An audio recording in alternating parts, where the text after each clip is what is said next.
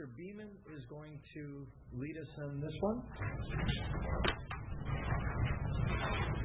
Members of the Council, I have provided a report that sets up the basic position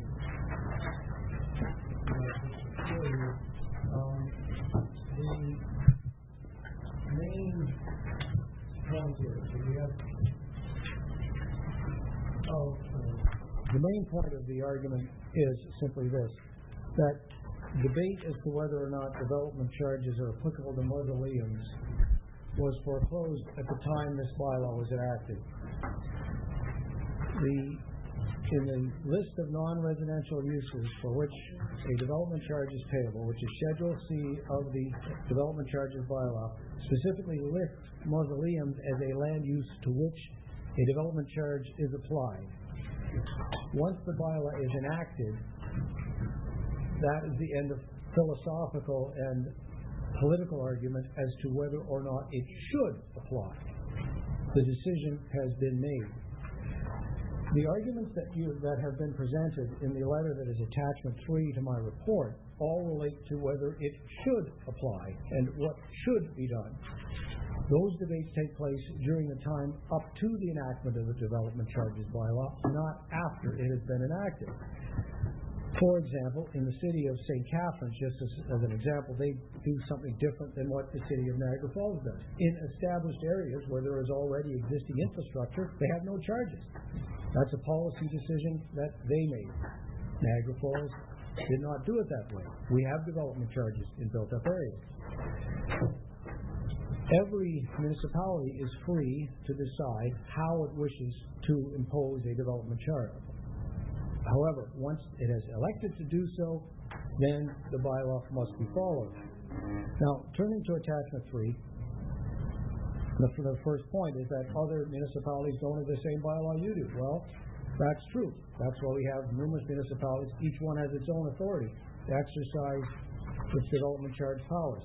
Some municipalities do it differently than Niagara Falls. There's nothing unusual about that. The Assessment Act really isn't relevant to interpreting the Development Charges Bylaw, but I do think, with just one sentence at the top of the second page, there's no argument development charges constitute a tax. Well, actually, that went to the Supreme Court of Canada. And the balance of opinion seems to be that treated it as a fee, which was the reason why it survived challenge on the basis of being an indirect tax, because, anyway, make a long story short, a province can't charge indirect tax. The large fraction of developers tried to get development charges struck down as an indirect tax. It was saved because it was considered to be a fee. The principal argument I see here seems to be based on the idea that this is an industrial use and therefore development charges shouldn't apply to it because there's an exemption for industrial uses in the Development Charge Act itself. That argument is precluded by the fact that the term mausoleum is in the bylaw. The debate as to whether or not it's an industrial use is closed. It can't be done once you've enacted a bylaw that lists the use as a use to which a development charge is going to apply. I'll point out as well that a development charge bylaw actually has to be approved by the Niagara Municipal Board. One of the things that has to be proven is that the development charges bylaw doesn't violate the Development Charges Act. That bylaw having been approved by the Niagara Municipal Board demonstrates that the use of mausoleum as a non-residential use for which a development charge is applicable is legal. So we're just in a situation where a development charge is payable by this land use, and there is really no argument against that. Those are my submissions. Thank you very much, Mr. Beeman. Are there any questions, firstly, of council for Mr. Beeman on the mausoleum? Councilor Peter Angelo. Thanks, Your Worship. I guess through you to Mr. Beeman. In part of the correspondence that came over from the developer, he noted that in the Ontario Building Code, mausoleums are identified as a low-hazard industrial development. I just wanted to verify whether or not this is true, and if it is, just simply ask why in the Ontario Building Code it would be designated as an industrial development, but why municipalities would include it as a commercial development. Why the disparity? The Ontario Building Code is very frequently classifies uses in different ways than municipalities do in zoning bylaws and development charge bylaws. The most graphic examples of that involve agricultural buildings, which are considered agricultural buildings in zoning bylaws, but they're industrial buildings for purposes of the Ontario Building Code. The Ontario Building Code has never been, and there's no legal requirement that it be consistent with how municipalities apply and use their powers. So that's the fact that it's classified a certain way in the Ontario Building Code is really not relevant to how a municipality wishes to exercise its powers under the Development Charges Act. Councillor Thompson. Yeah, this is a very complicated issue, and I've had the opportunity to talk with the proponents and also the contractor to listen to their arguments with respect to this issue. And I'm well aware of with my past history that the province, through the Cemeteries Act, is responsible for cemeteries and mausoleums. And I'm wondering if their argument is with the provincial legislation. Does that supersede the local development charges bylaw in any way? Is that an argument? No. Okay, I appreciate your lengthy answer.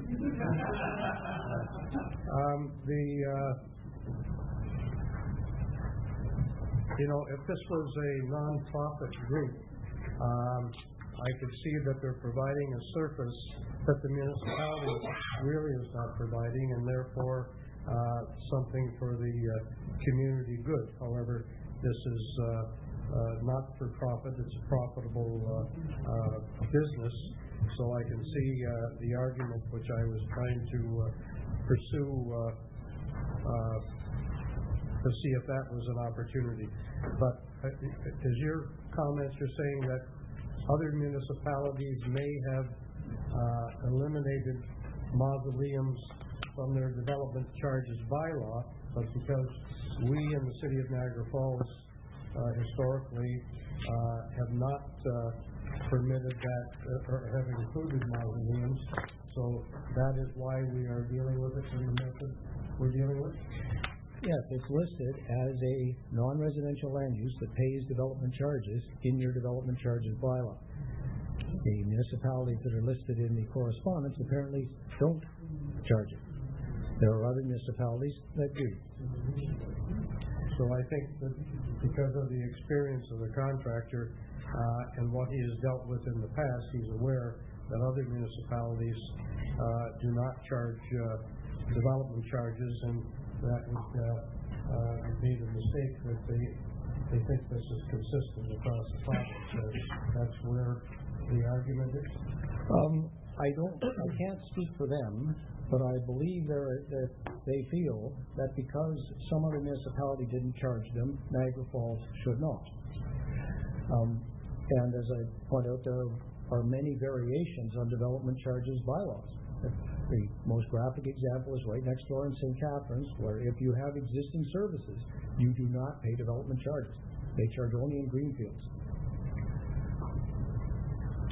Okay. Anyway, the other comment made in the report, which is certainly a concern, is the fact that if the council made a decision here tonight that they weren't going to charge development charges on the mausoleum, then this would be something that would have to be derived from the tax base and the taxpayers of Niagara Falls. Oh yes, the existing taxpayers would have to pay this up. It could not be charged out of the development charge fund. So it would be an issue of bonusing on top of that, but if council were to do it, it would have to come out of the general tax base to pay for it.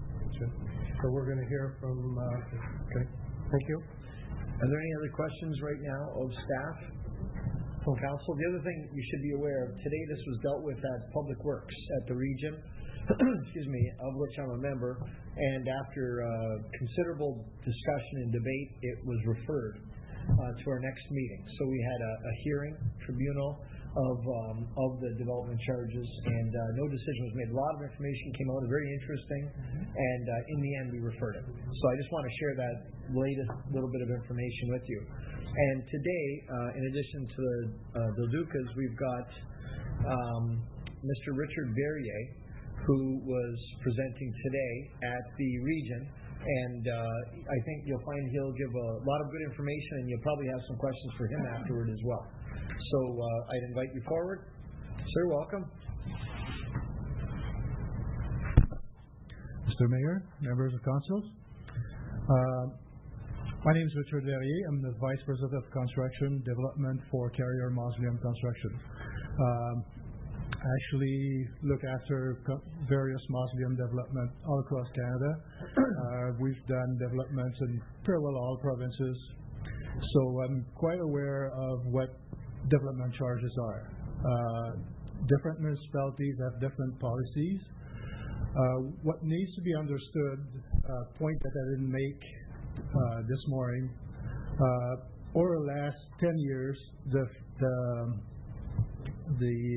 Funeral, Burial, Cremation and Service Act was revisited by industry stakeholders.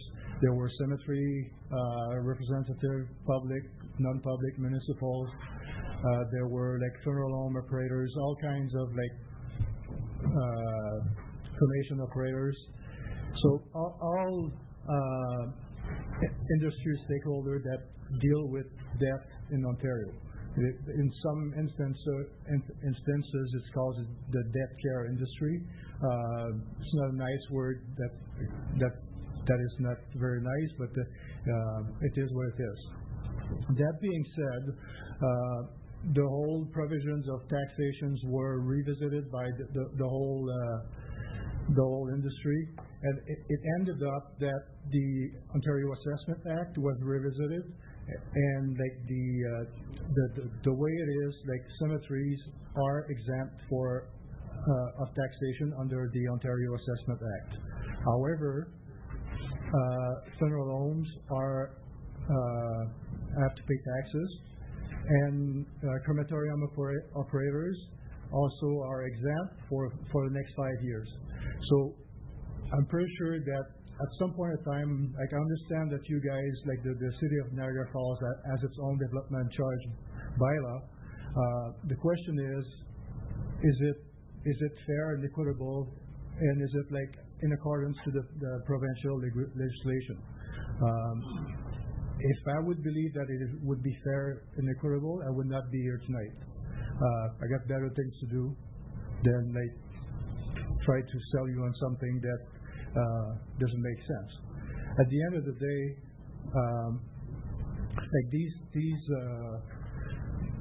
these fellow Fairview Mausoleum have to compete against other municipalities. What we're talking about here,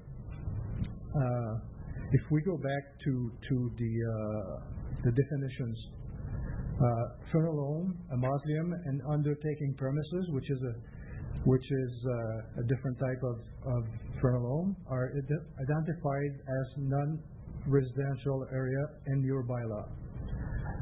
A cemetery, however, is not listed anywhere. In your bylaw, nowhere there's any reference to a cemetery.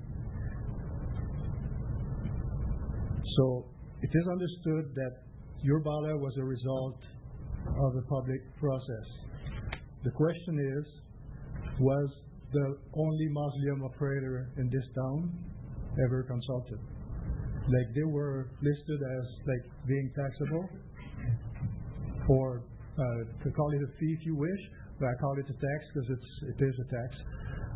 At the end of the day, their family were stuck with the bill and just named there arbitrarily.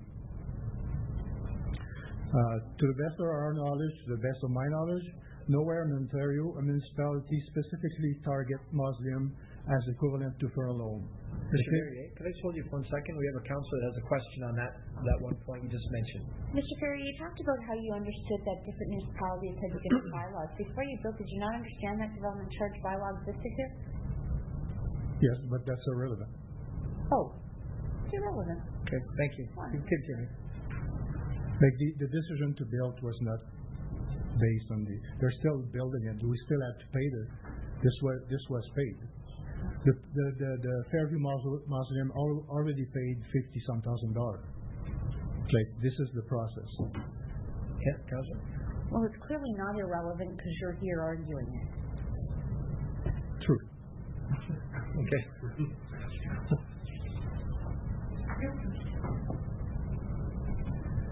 So if we it's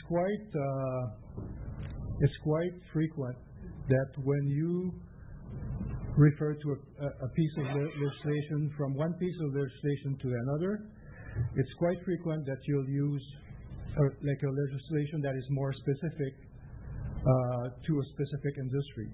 We're talking about a cemetery here. A mausoleum is a cemetery. Under the Funeral, Burial, and Cremation Service Act, which took effect in July 2012, like a mausoleum or columbarium is defined as a cemetery. Cemetery means the point D of that act that clearly defines a mausoleum as a cemetery. Nothing differs than like a cemetery or a mausoleum. At the end of the day, cemeteries are public services. In that instance, many municipalities recognize that fact, and they do exempt cemeteries from development charges. We're talking about the City of Toronto, City of Ottawa, Town of Niagara, the Lake, the Town of Niagara Falls, Town of Lincoln, Region of York, and one more specific, like straight neighbor of yours, in the Town of Fort Erie, bylaw number 98-09. Notwithstanding the provision of this bylaw, development charges shall not be imposed with respect to land, building, structure, used or to be used as a place of worship for the purpose of a cemetery or burial ground exempt from taxation under the assessment act. At the end of the day, development charges are intended to cover the burden of that a new development is causing onto the community. What will this mausoleum addition cause to the citizen as new services? Will they need new sewers, new schools? Like, there's no washroom proposed being added, no new sewer connection. All of these services are existing. The patrons, the people that are using the mausoleums, they will no longer use libraries. They're not going to be using school. They're not going to be using parks. They're dead people. That's what a mausoleum is. I don't know if any of you or all of you understand what a mausoleum is. Like the true purpose of a mausoleum is the storage of human remains. So that being said, there's been allegation of bonusing.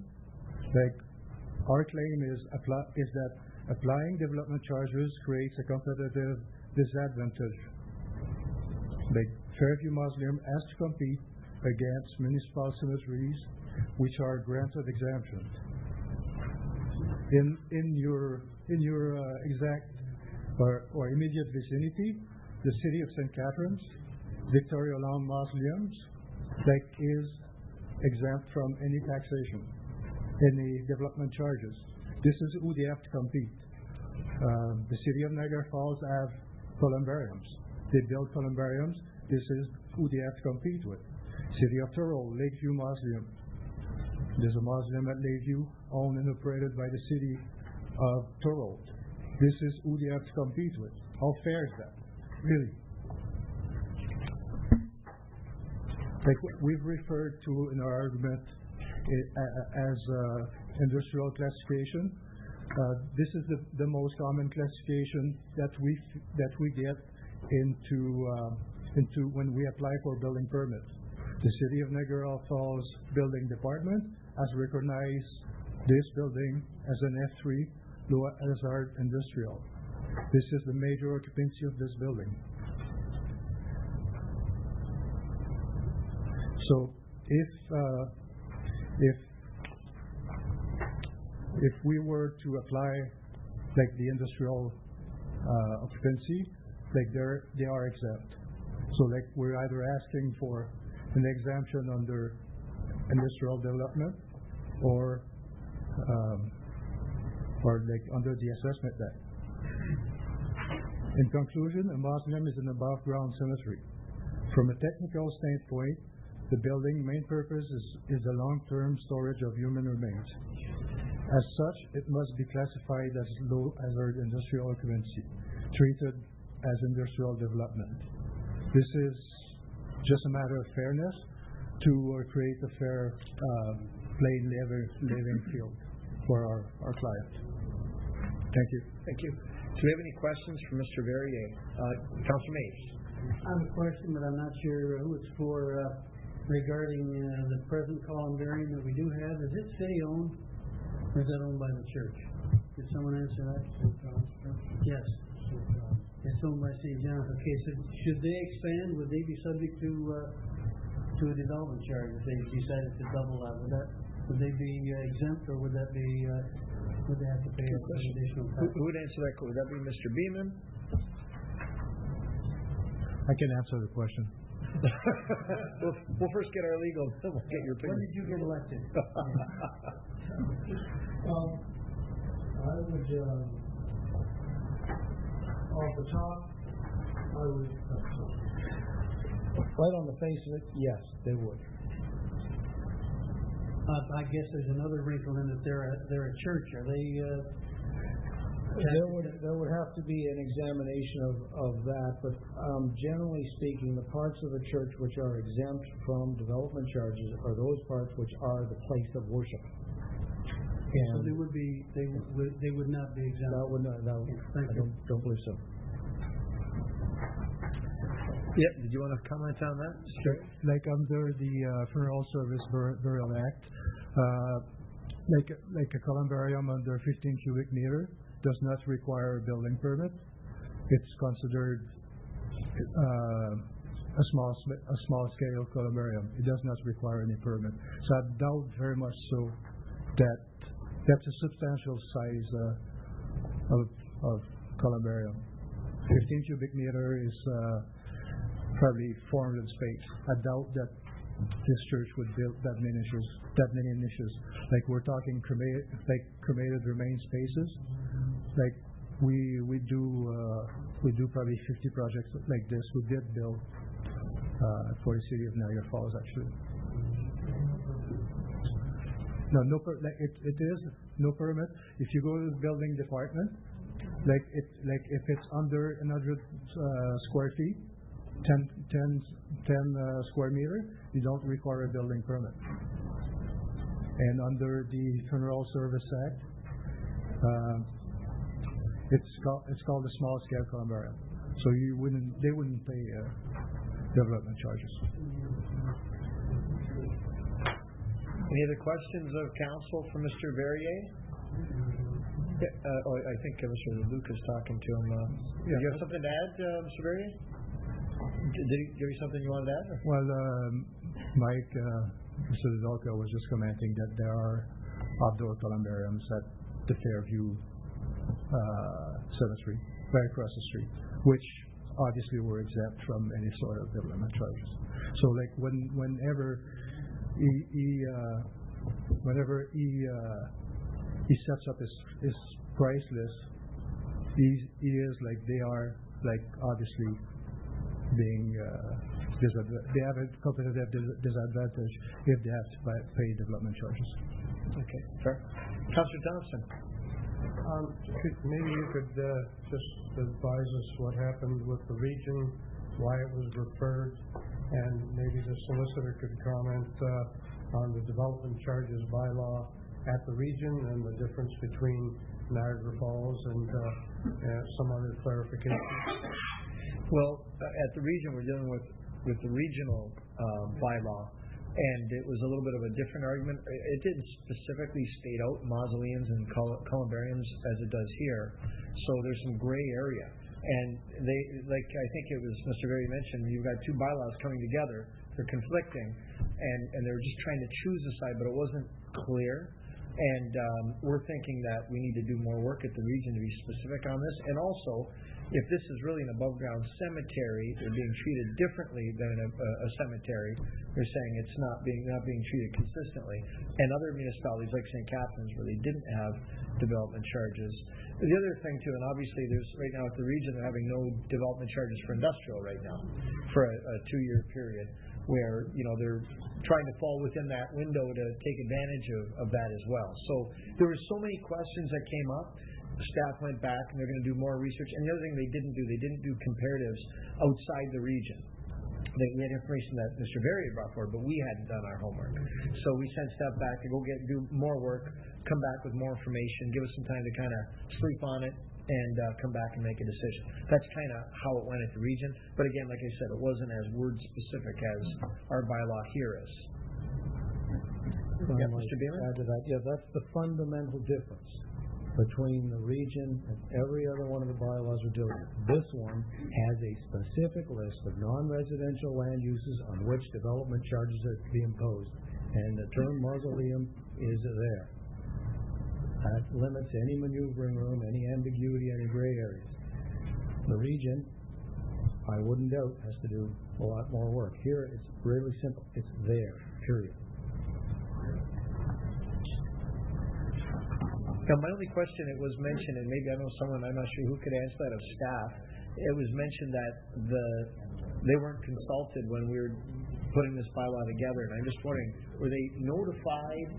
What was the status? How did we come to this that we're here today dealing with it, that they weren't maybe necessary? Mr. Clerk? Well, we have to follow a full public process under the Development Charges Act. We have, I think in 2009, when the last bylaw was done, we actually had 2 public meetings on the issue. It's usually the biggest ad I do every 5 years because it's a full page of the Niagara Falls Review. So, there's a lot of at least public notification that takes place. Obviously, we don't personally invite various businesses, but every business should be mindful of development charges. I'm just wondering if they're at a disadvantage if they don't get the review. Not saying anyone doesn't get the review, but if they didn't, they might be at a disadvantage. Councillor Wayne?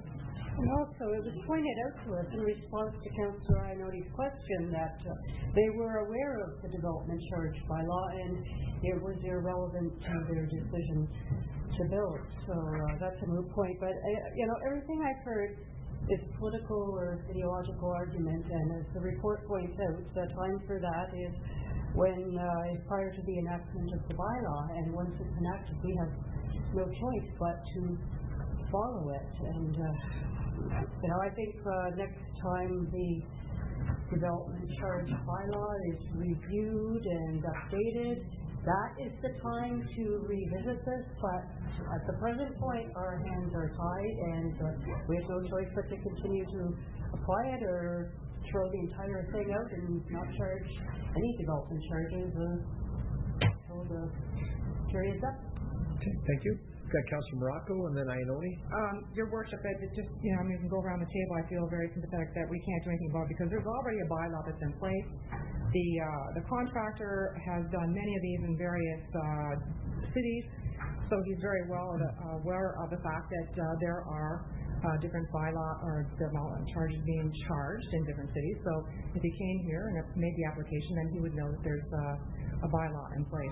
So with that being said, I hate to say it, but there's nothing else that we can do. There's a bylaw implemented already. So I have to say that I need to move the motion so we can carry on and make a motion to accept. So you're moving the recommendation, Councillor? Recommendation. Yes. Thank you. Okay. It's moved by Councillor Morocco, seconded by Councillor Ioannoni that we move the recommendation. Is there any further discussion to the motion? Okay. Seeing none, we're going to call the vote. All those in favor? Okay. And that's unanimous. So we appreciate your time, Mr. Verrier. Thank you very much.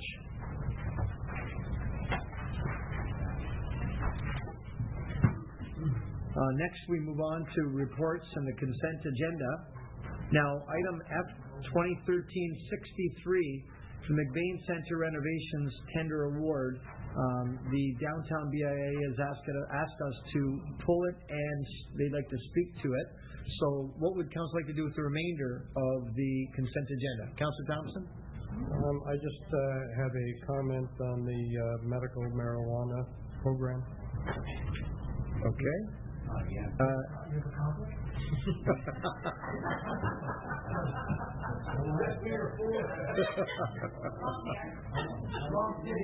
want to move closer to my place. Yeah. Is anyone any other desire of council for the remainder of the consent agenda? Okay, so looking for a motion to move the remainder of the consent agenda. Moved by Councilor Ioannoni, seconded by Councilor Carrio. All those in favor? Okay, so the remainder is approved. So we'll start off with Councilor Thompson's request, CD 2013-07 Medical Marijuana Program. Councilor Thompson.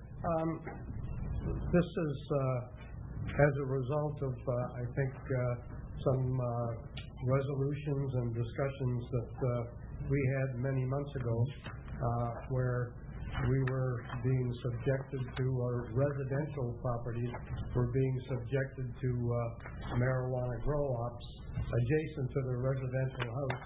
And when the police were called and investigated, they would hold up a license saying, "We're approved by the federal government." This, in spite of the fact that it was a residential area, there had been a shooting out there. There's been all kinds of problems with respect to that. So we sent a resolution to the federal government saying this is unacceptable. There was no notification to the municipality. They didn't have to have the police notification. So this was how any federal government or any level of government could do that was beyond my comprehension. But anyway, it was there, and so now there is new legislation coming in, and I appreciate there has been substantial change, and they're shifting from residential to commercial operations, but still there's no approval process. There is notification to the municipality, to the fire department and police department, is there not? However, it still goes a long way from giving the opportunity for a municipality to have input into a situation like this. So I would just accept the report, but also send a resolution on to the federal government that it still lacks the opportunity for municipalities who are going to take the brunt of any concerns or problems with respect to this, that we are the ones who are going to be left out in the cold. And I think that's an error, another mistake that they're making at the federal level. But I appreciate there's been a movement that's accepted, but also send a resolution of objection that we're still not happy with the opportunity to have input into this. I would make that motion. Okay. So, Councilor Thompson, you're moving the recommendation with the addition that we're unhappy with our lack of option to give input. Notification. Okay. And seconded by Councilor Ioannoni. And Mr. Clerk, you want to comment? Yeah, just a few comments. Councilor Thompson referred to a specific property that raised this issue earlier in the year. Technically, that property is agricultural. It's not residential, even though it looks like it's residential.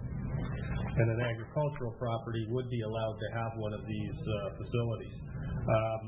We're sort of frustrated as staff. This seems to be an improvement in the right direction. However, it just doesn't go far enough. So we certainly echo Councilor Thompson's comments. And in fact, as I noted in the report, we get these notifications now, and it's been a bit haphazard. A couple of them have arrived via the mayor's office. One arrived via the fire department, but we've coalesced as staff to ensure that none of them fall through the cracks.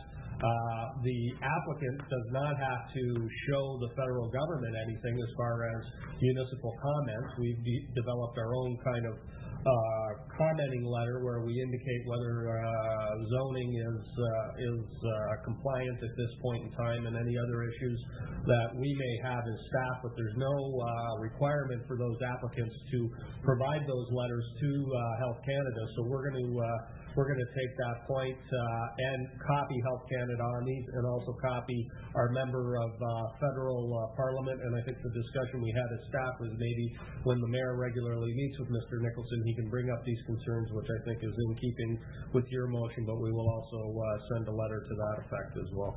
Councillor Ioannoni and Thompson? Thank you. And I think it's appropriate, Councillor Thompson's other resolution, that we don't have enough teeth in this, because if you're going to put it in a business area, commercial industrial area, well, you better be letting their neighbors know what kind of operation is going on there. And I don't think at this point that they're required to. Am I wrong, Dean? Well, right now, we're staff believe that really grow-op is basically a harvest, a agricultural use. So at this point, a highly sought after. Yes. So at this point, we're saying agriculture. In the report, we indicate that planning is going to be doing some review, and the plan is to hopefully come back before the end of the year with a further sort of planning analysis on what the right location for these type of operations are. There's supposed to be more large-scale commercial operations, but right now we basically have had 3 notifications for, relatively small properties. So. And I guess my point in fact is, how do you protect those properties?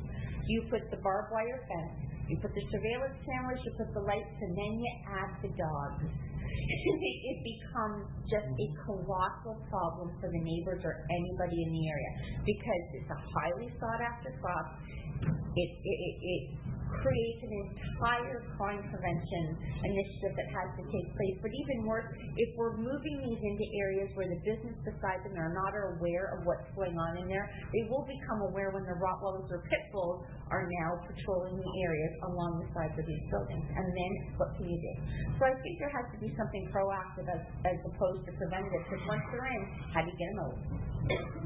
Councillor Thompson. Yeah, I appreciate the clerk's comments, and I hope in the resolution you'll encompass all of the comments and the concerns that we have. And you may think that this is humorous, or the actual agricultural area, which has houses all around, usually agricultural land. You see some farm equipment or something. Kayla Road, Garner Road, there's no farming being done in these properties out there, except in the backyard of one of these houses.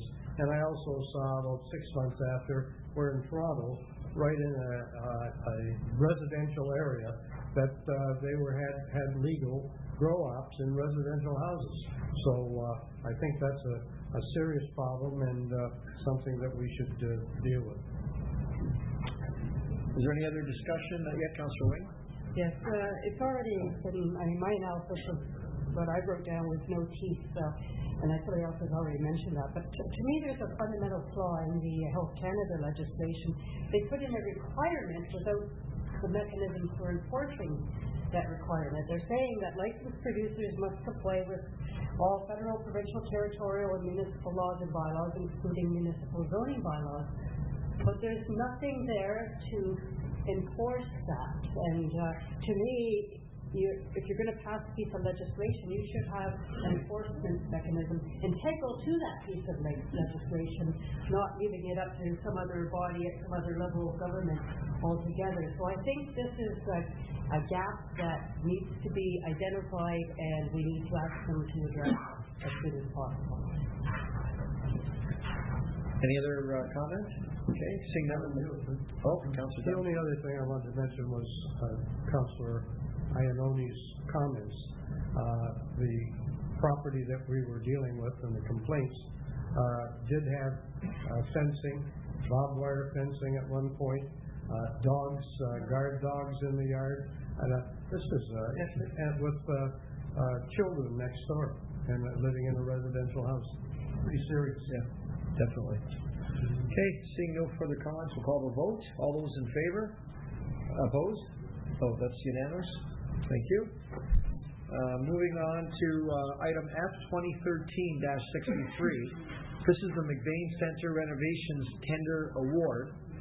The recommendations are that the award go to the lowest bidder and that we move forward on it. And we had a request from the Downtown BIA, I believe, to speak to the matter. So do we have a representative that would like to speak?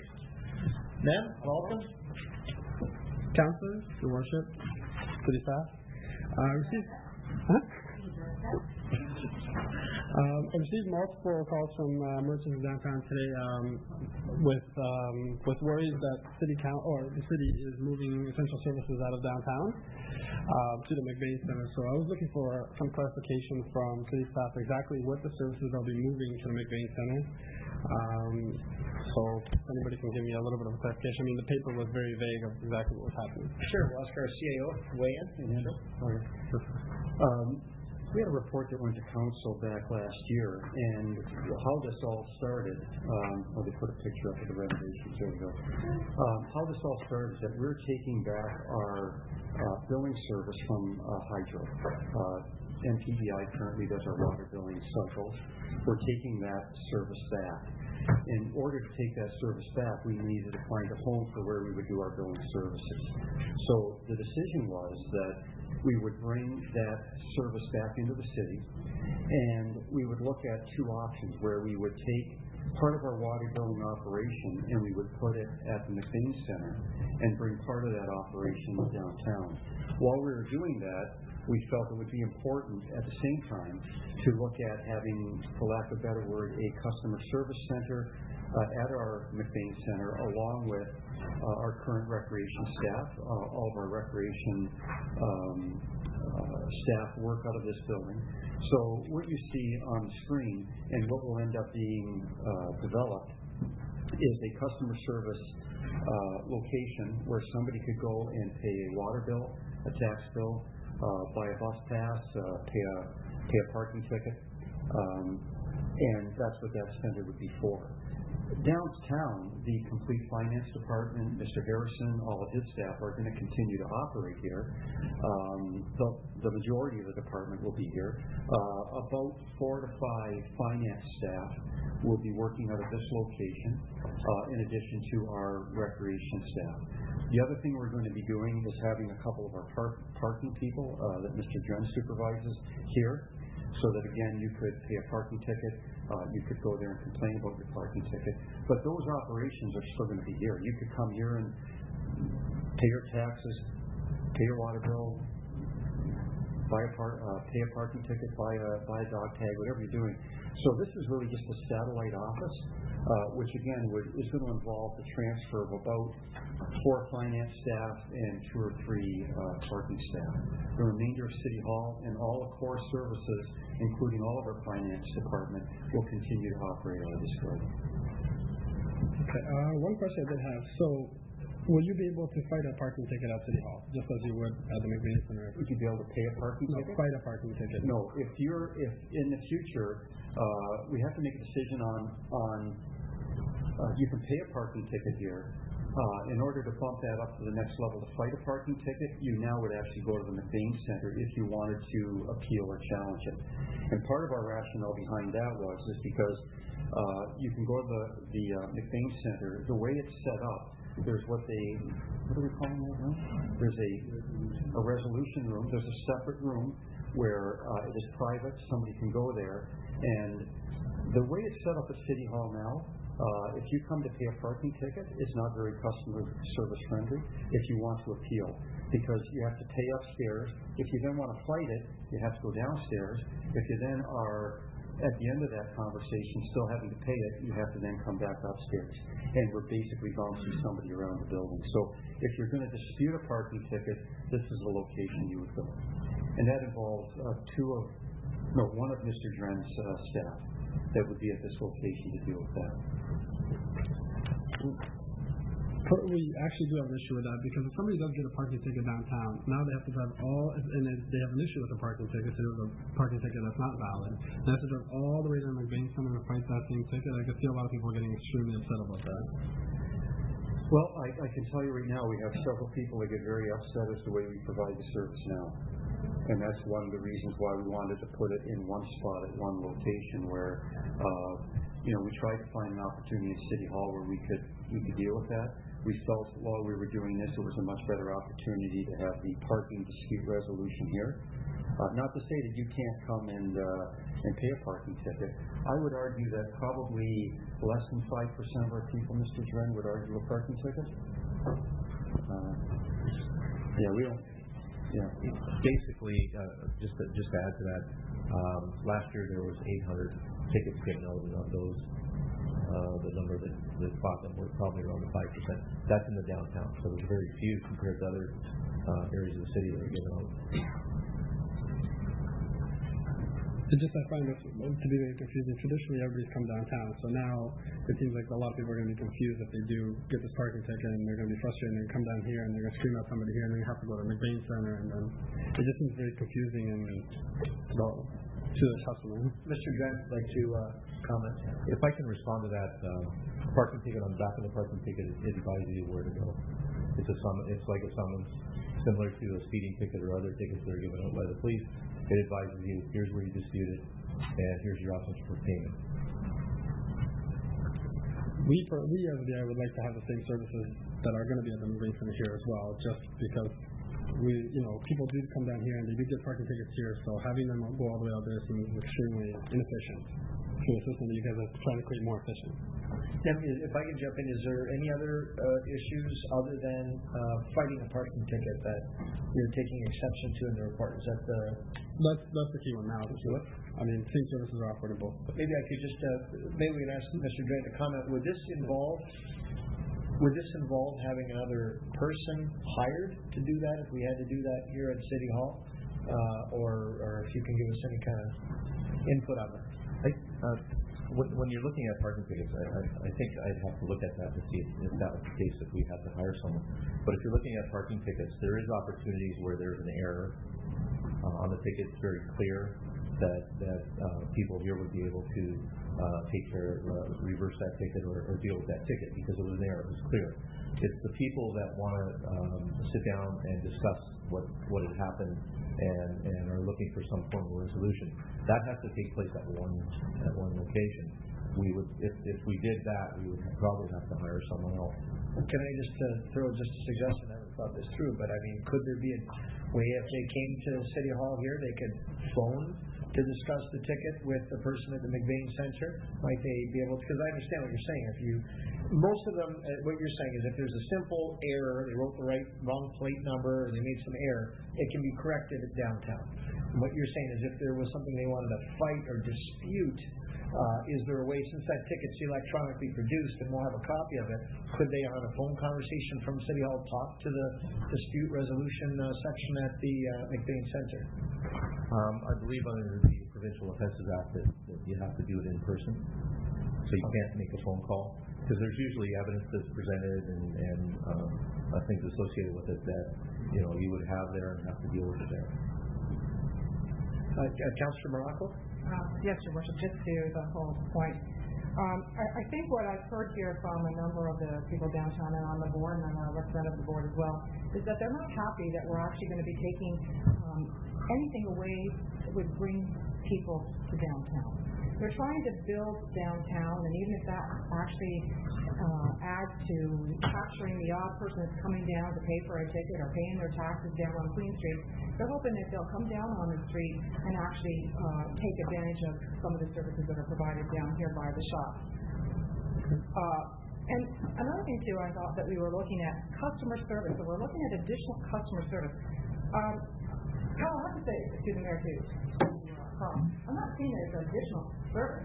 They're actually now pulling the service right out of down in the office here at Queen Street and moving it out to McBain. So it's not really adding additional customer service, as I think what I'm hearing here. I think we're actually taking that service away from downtown and shifting it out to McBain Center. Is that correct or not? Well, obviously, people will not.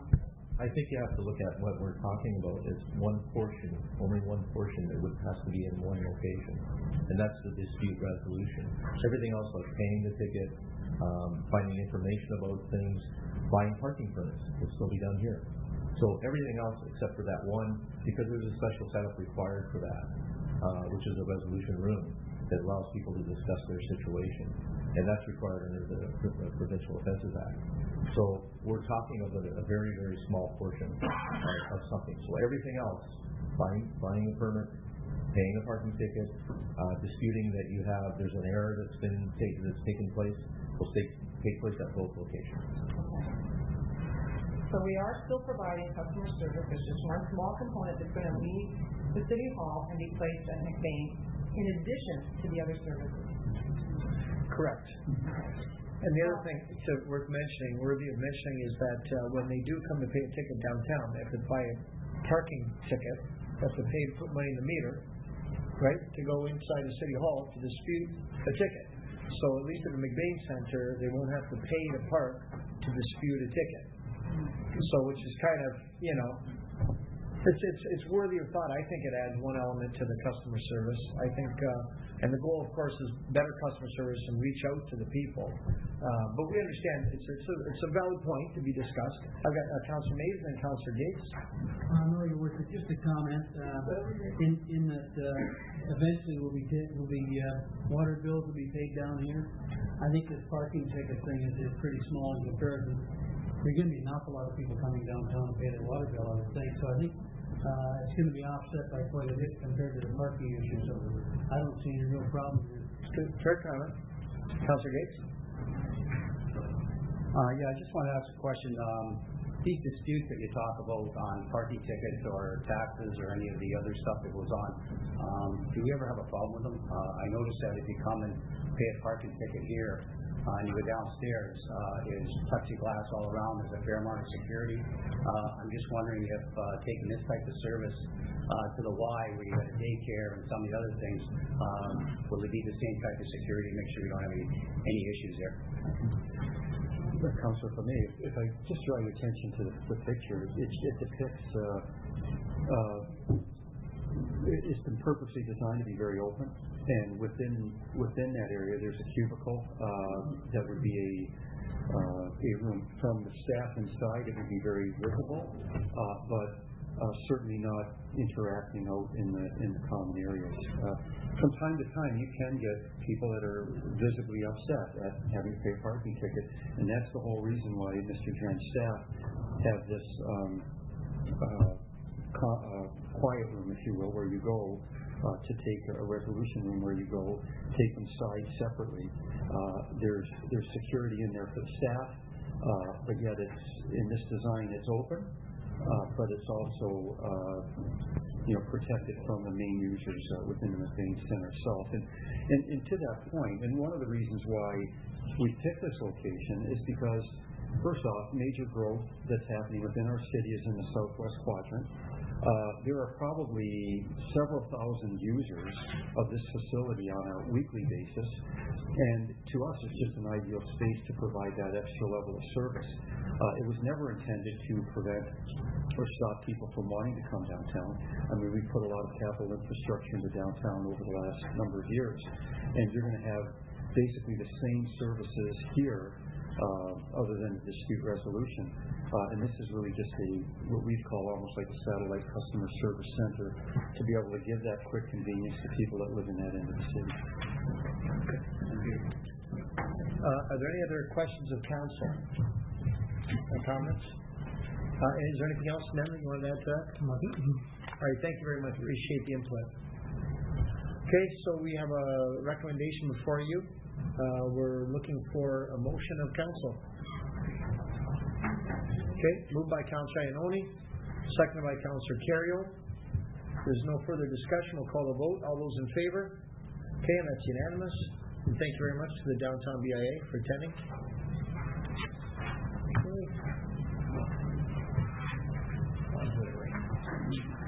All right, next is everyone's favorite part of the meeting, especially Councillor Thompson, the Mayor's remarks.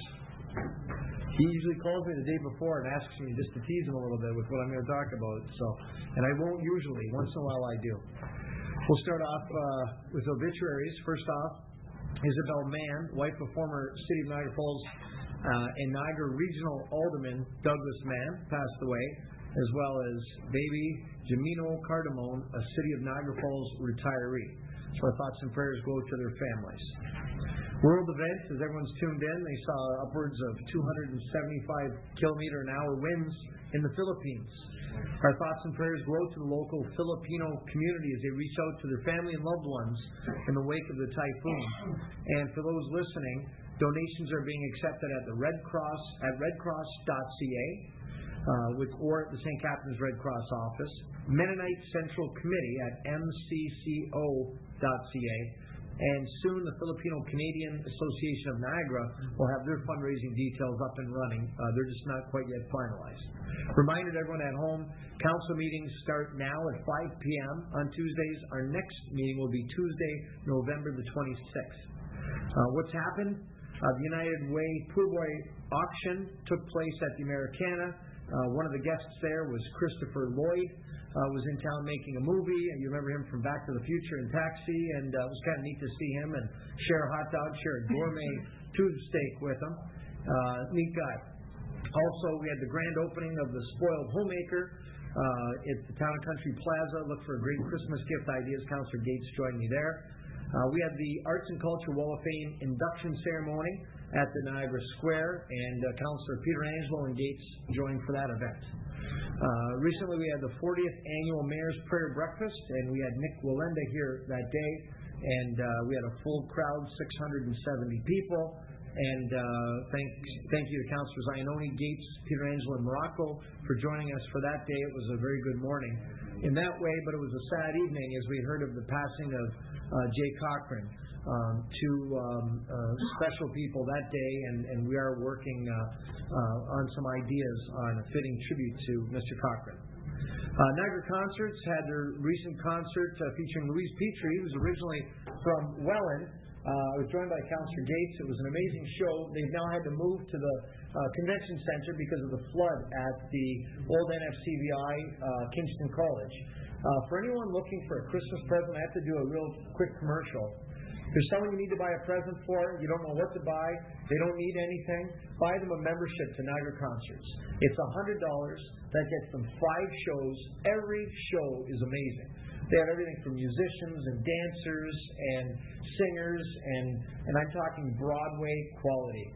Like Louise Petrie, who's been on Broadway, who's played in England, who's played in Toronto at the major theaters, Leahy, dancers from Cuba, they've had them all. Niagara Concerts is the best deal in town. $100, 5 shows, you just can't beat it. And usually you get to meet the artists afterwards as well. We gave the key recently to the key to the city to Walter Ostanek. I was joined by Councillor Gates as we polkaed together and raised a couple of cheers to Walter Ostanek. Volunteer recognition evening also was taking place this past week. Councillors Morocco, Gates, and Peter Angelo were there as well as we recognized all the great volunteers in the city. Had the grand opening this past week of It's Always Christmas in Niagara Falls at the Fallsview Casino. It's a place where 24/7 you can get your Christmas goodies. And right after we had the certificate presentation at the Pepper Palace at the casino, Fallsview Casino as well. If you know anyone that likes hot sauce, they have every kind of hot sauce known to man and then some. And on a scale of 1 to 10, they have 15s there too in terms of heat. Where 2 drops in a pot is all it takes. So if you've got that person that loves that hot sauce, they've got some regular ones, and they've got some off the chart ones. An evening in Tuscany took place at Club Italia. It was a fundraiser for the Niagara Foundation for Catholic Education. Councillor Gates joined me at that event. And we had the Light of Day take place at the Fruin Theatre this past week. And a special guest was Roddy Piper. And he wanted to know, the guys were trying to put him up to putting me in a sleeper hole. Wanted to know if I wanted to wrestle him. And I said, no, I used to wrestle Andre the Giant, 550 pounds, Hulk Hogan. I said, I don't think I want to get in the ring with that guy. But we did have an arm wrestle. And it was a very interesting time. And what happened, and it really happened, it wasn't staged at all. We were having a real arm wrestle challenge. He challenged me, and he saw my funky socks. Sometimes I like to wear funky socks, sometimes, like these guys. And he started to laugh. Can you see those materials? Yes, he started to laugh. And when he was distracted, I was able to beat him. So it was all for Parkinson's. It was a great cause. And I have to say, he was a true gentleman. They're actually filming a documentary on him right now. A true gentleman. I was really pleased to meet him. Remembrance Day service was at the Gale Center yesterday. Well attended, full house. And as well, last week we had one at the Chippewa Arena in Chippewa, and the event yesterday was attended by Councillor Gates, Peter Angelo, Iannone, Thompson, Wing, and Rockwell. And thank you to all that were there.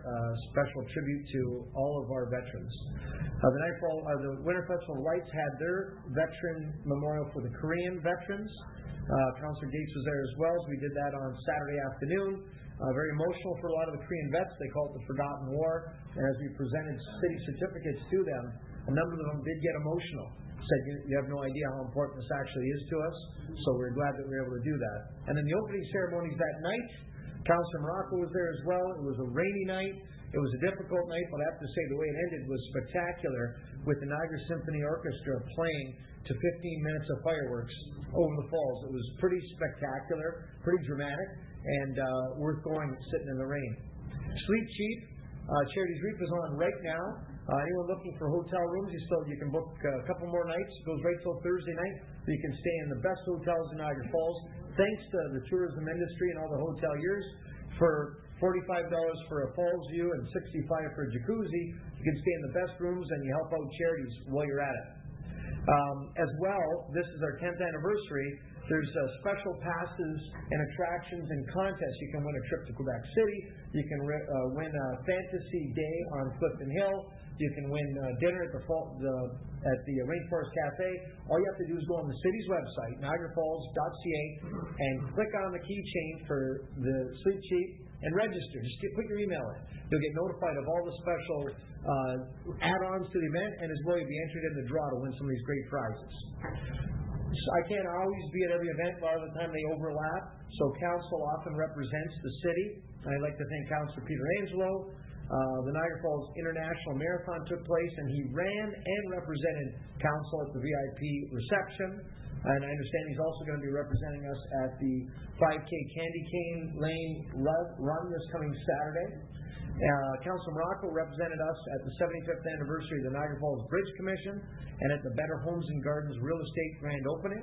And Councillor Gates representing us at the Niagara Falls Fire Department Long Service Medal Ceremony. So thank you to the councillors for helping out. This coming Saturday is the Santa Claus Parade. Starts at 11 o'clock.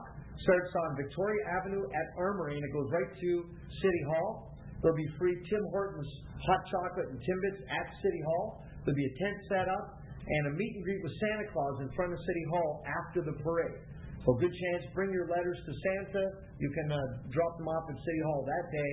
And as well, I mentioned that the run, the 5K run, will take place at 9:30 a.m. and Councillor Peter Angelo will be there for that. Just a few more announcements.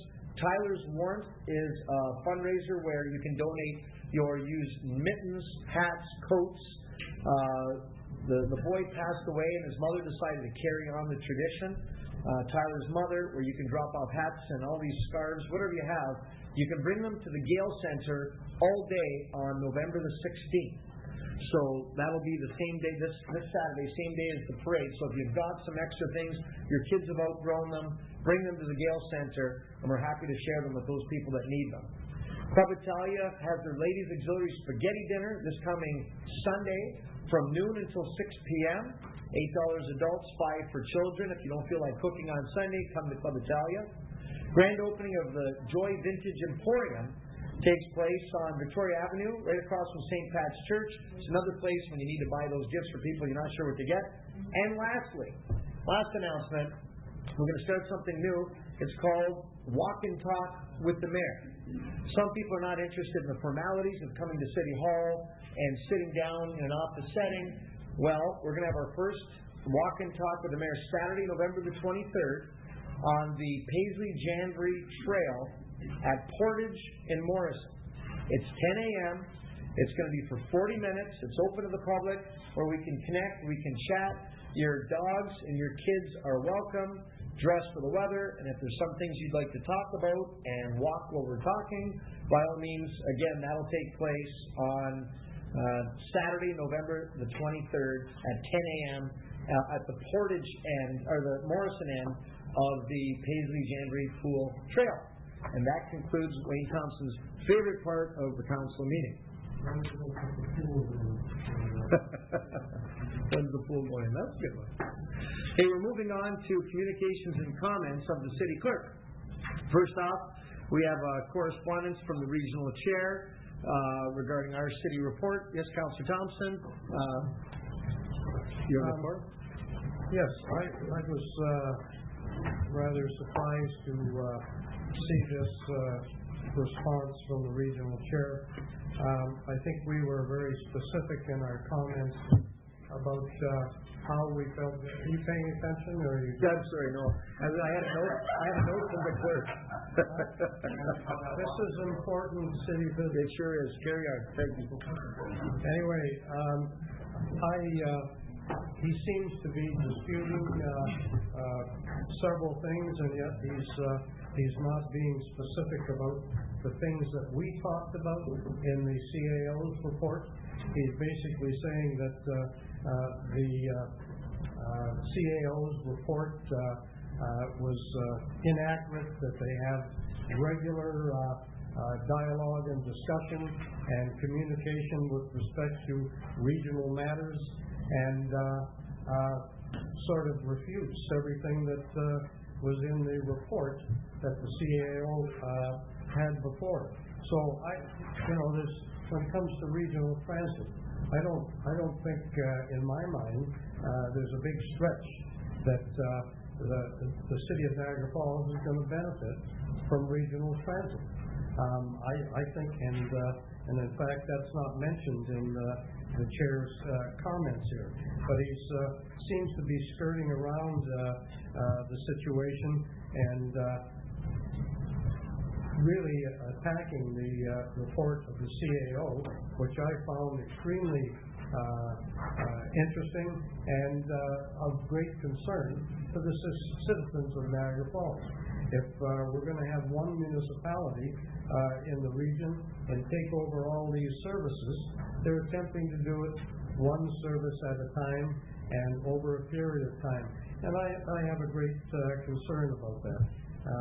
The haves are giving to the have-nots once again, and who's going to benefit from a regional transit? Well, all of a sudden we're going to have small municipalities that are going to have a transit system or a connection. I have no problem with connections. Tried to do that for years. But having small municipalities having a transit system from the region that Niagara Falls is going to pay for is not going to be of benefit to the taxpayers who we represent in this municipality. So I'd like to have a further report. I don't expect to go through this at this particular time from the CAO, commenting on this response and reiterating what we feel as a municipality, which we all voted for and supported our response. And I'd like to know something about the dialogue and the discussion that takes place and how our voice is being heard at the regional level, because if he's saying everybody is that's the happy gang up there and everybody is working together and compatible, I don't see that and I don't hear that. So I'd like to have a report back. The CAO would like to make a comment now, but I'd like to know, is our message getting up there to the regional level that, the region taking over all these services, we might as well fold up now and quit. I still like the idea of 3 large municipalities rather than the region. I think we'd save a lot of money. But this response is a camouflage, in my opinion, and it's not specific, and it doesn't answer the report that the CAO reported to us and which we endorsed. Mr. CAO? Well, thank you, Mr. Mayor. I just comment that, first of all, I stand behind everything I said in the report. I think the report was accurate in terms of what our position is with respect to these items. Since that time, I've met with Mr. Schlang, the new CAO. We've had a very good discussion, and we've agreed to sit down on all of these items and try to move them forward. As a matter of fact, there's a meeting tomorrow of the economic development officers and Mr. Schlang to try to move that one item forward. So he is listening. He's just the item on the economic development coordination that was one of the items in the report. But what we are doing is, now that we've got a new CEO at the region, and there's going to be some other changes that are going to occur up there that we believe are going to make it much easier for us to have that back and forth communication with them. So I'm happy to report back on it, but I can tell you we've already started to make inroads with the new CEO and what's happening at the region. I appreciate you having the dialogue and discussion with the new CAO, but I'm talking about the specific issues. We have some real concerns here, the way and the direction that the region is moving. And we have a responsibility to make sure that we represent the best interests of the citizens of Niagara Falls, whether it's here or at the regional level. And that has to do with services and taxes and everything else that's involved. So, I'd like to know how our people are representing us at the region with respect to these. Is everybody just saying, oh, that's great, voting in favor of these issues, or is our voice being heard at the regional level? I don't know. I'd like to have a report. Well, what we can do is, we're through my office, we're setting up a meeting with our 3 regional councillors, so that this way we can share, and this is great that our CEO did. He put together our position on the major issues of concern. We can share them with our 3 regional councillors and give them the message to take back to the region. So rather than waiting and being reactive, we're going to be proactive, and we're going to be ahead of the issue and direct the issue. So that's the goal, the objective. So that's a great call, and we're going to invite them here to council, not to get beat up, but to maybe ask questions and help the dialogue. Exactly right. Put us all on the same page and row the boat in the same direction. Exactly. So we're reaching out to them now, and the report had definitely ruffled a few feathers, but that was the whole idea, is to make things better. And if they were good, we wouldn't have wrote the report. So we're going to try to make them better. Yeah, it was a very good report. Next up, so then we receive and file. Oh yes, Councilor Peter Angelo, sir. Thanks, Your Worship, and just to echo Councilor Thompson's comment from me, I noticed in the letter that was written by the chair as well, at the very top of page 2, he attributes part of this to what he calls miscommunication, or rather the lack thereof. So I think what he's trying to say in his letter is that our position is not clearly being communicated at the region. That's exactly what he's saying at the top of page 2. Now, I know that when we talk to our staff continually tell us that they're bringing our position to the region. So, I would be interested to see the report as well, Your Worship. We have you there, we have our other 3 representatives. Personally, I don't think that this is the case. Personally, I think it's more the case that, our position is being put forth, and it's not actually being adhered to. So, but I'll be interested to see what the report says. Absolutely. So is that a motion then, Councilor Thompson? Absolutely. Okay, moved by Councilor Thompson. Yes?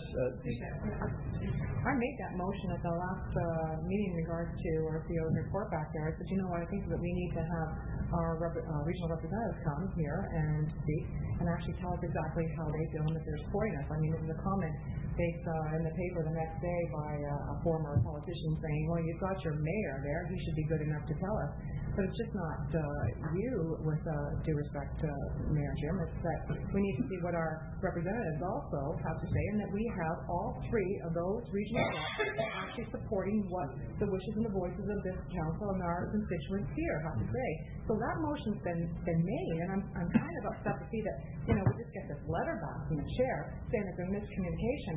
Do you think? We've already addressed the miscommunication by what the reports are coming back, and our CAOs have pointed that out. So, if we have to make the motion again, then so be. And that's also why we included in the Western Council package the regional council report to Niagara Falls Council, and the clerk's always diligently, we bring this to him, and he always diligently puts it in your packages, so you always know what's going on. You're right. And so, but we do have a motion by Councillor Thompson. We need a seconder that we're going to get a follow-up report. Okay, Councillor Morocco. Yes, Councillor Arnone. And just to that point, we shouldn't have to have a motion to have our regional councillors come to Niagara Falls Council and update us. They represent the residents of Niagara Falls. So I don't think we need to send a written invitation. They clearly watch us, and we spend time with them. So come on down and give us an update. I can tell you in Fort Erie they have a permanent seat, and their regional councillor comes to every single meeting. Well, maybe we need to look at that again. Yes, Mr. Clerk. Through the chair, Councillor Volpatti, who's at the region, has expressed interest in something like that, and I think further to the mayor's point, after those discussions, we're going to try to figure out, some sort of process. Each municipality in the region does something differently. Sometimes they just have a spot at their council chambers when the regional representative can come and speak. Sometimes they have it formally on the agenda, so we're willing to work something out. Okay, so we have a motion just for a follow-up report to the letter to the report. We'll call the vote. All those in favor? Okay, and that's unanimous. Thank you for that. Next item. What's that? Yeah, I'd like to acknowledge Regional Councillor Andy Petrowski from the City of St. Catharines. Obviously, his Cogeco will stop be working at home. That's why he's here. For the record, I agree with Councillor Thompson. Item 2 is Town of Niagara Lake sends a resolution regarding the Mewburn Bridge. Councillor Mays? I'm going to move that we get accept the report received and filed, but I still do have a concern about that bridge. I think that when that plaza is complete, down at White Oaks across the road, that's going to be in, and the bridge goes in, it's going to be very small, so it's going to duplicate what they had there, and it's going to be very dangerous. I don't know whose problem it is, liability-wise, whether it's ours, or whether it's the regions, or whether it's Niagara and the Lakes, because it seems like they're concerned about the size of the bridge. I think that probably maybe we should be pushing to the region, to somebody, because if it's just going to be a two-lane bridge like it was before, it's just not going to be safe. So I don't know whether we should be pursuing the regions, the province, or someone, because I have a deep concern that the road isn't going to be big enough. I don't know whether to make a motion that we ask the province or whoever the region or the forms of government that bridge is not going to be safe, and I really do think that we have to do something about that. That bridge is for... and I know Councillor Thompson is going to say there's going to be no traffic, but I think that's going to be probably the main artery when that plaza is in, if that little bridge goes in. That bridge, by the way, is owned by CN. It's property of CN. Councillor Thompson? It's not going to be safe. There's not going to be any traffic. We dealt with this a couple of weeks ago. We accepted the full responsibility of the cost. It is the railroad bridge. They're responsible for replacing it, and to get into more dialogue and discussion, because Niagara on the Lake wants us to get involved with discussions with the region, is only going to cost us, I think, a lot of delay and a lot of money. And I think the decision we made previously, the people out there who live there don't want to see a lot of activity and a highway coming through their quiet rural destination. So, did you make a motion? I made a motion that we receive and file the report, but I still think too possibly our solicitor can handle this. Sure, it's going to be their bridge, but it's still our road.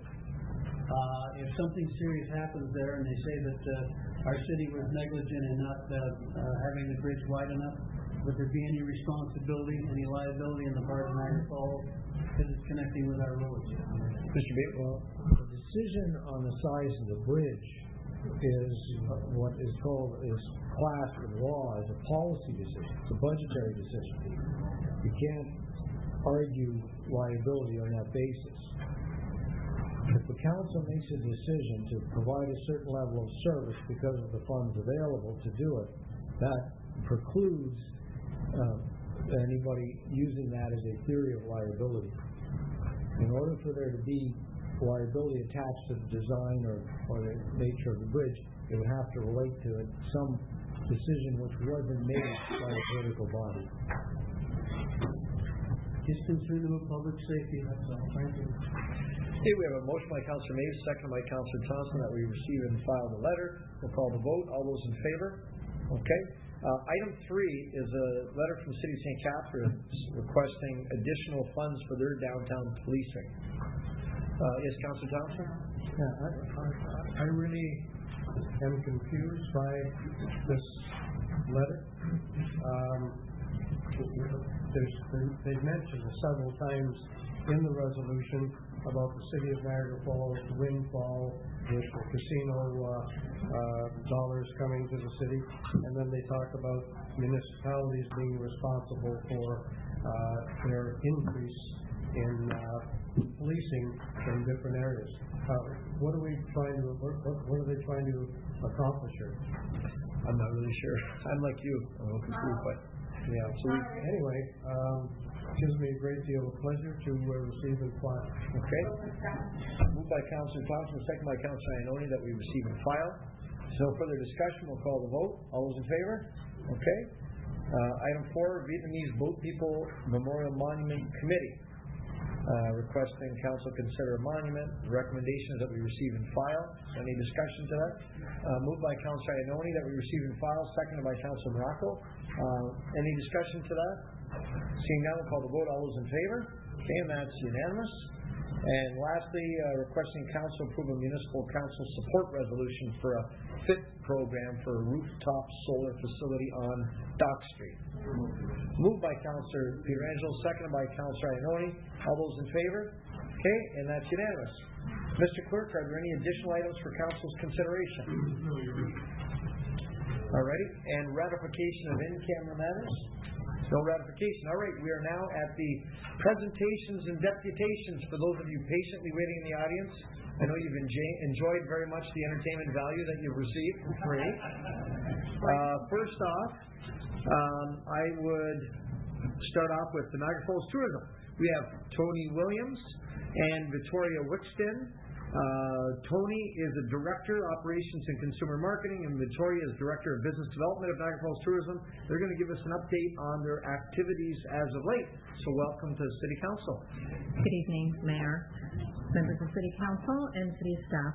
I am Tony Williams of Niagara Falls Tourism, Director of Operations and Consumer Marketing, and my co-worker, Victoria, we decided that we wanted to come by. We're not sure if this has ever happened before because we're both 2 years new. But we wanted to, thank you very much for the financial support that Niagara Falls Tourism has received, but also as well to give you a brief update as to what we've been doing.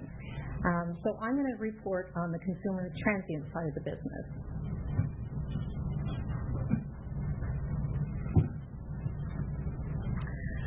All right.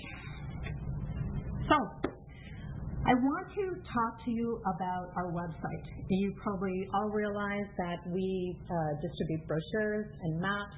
We have an information center, and we do all those typical things that a DMO or a destination management organization does. But more importantly, we have a very strong asset, which is our website. And our website, about a year and a half ago, was dismantled and it was resurrected with new images, new content. We have a robust gallery, we have a blog, and we've probably reached about the 1,000-page content limit. We took 2 million visitors back 2 years ago to 2.6 million visitors that we now see, and we anticipate that that will actually reach the 3 million mark as we move into 2014. So in the consumer transient site, NiagaraFallsTourism.com, being one of our most valuable assets, there's a couple of ways that the visitors can actually go and find out what there is to do in Niagara Falls, and that's through banner ads of our members, through our booking engine, and through just links through the various content. So we've been able to assess that ultimately this website converts 2.6 million visitors into over $7 million worth of sales.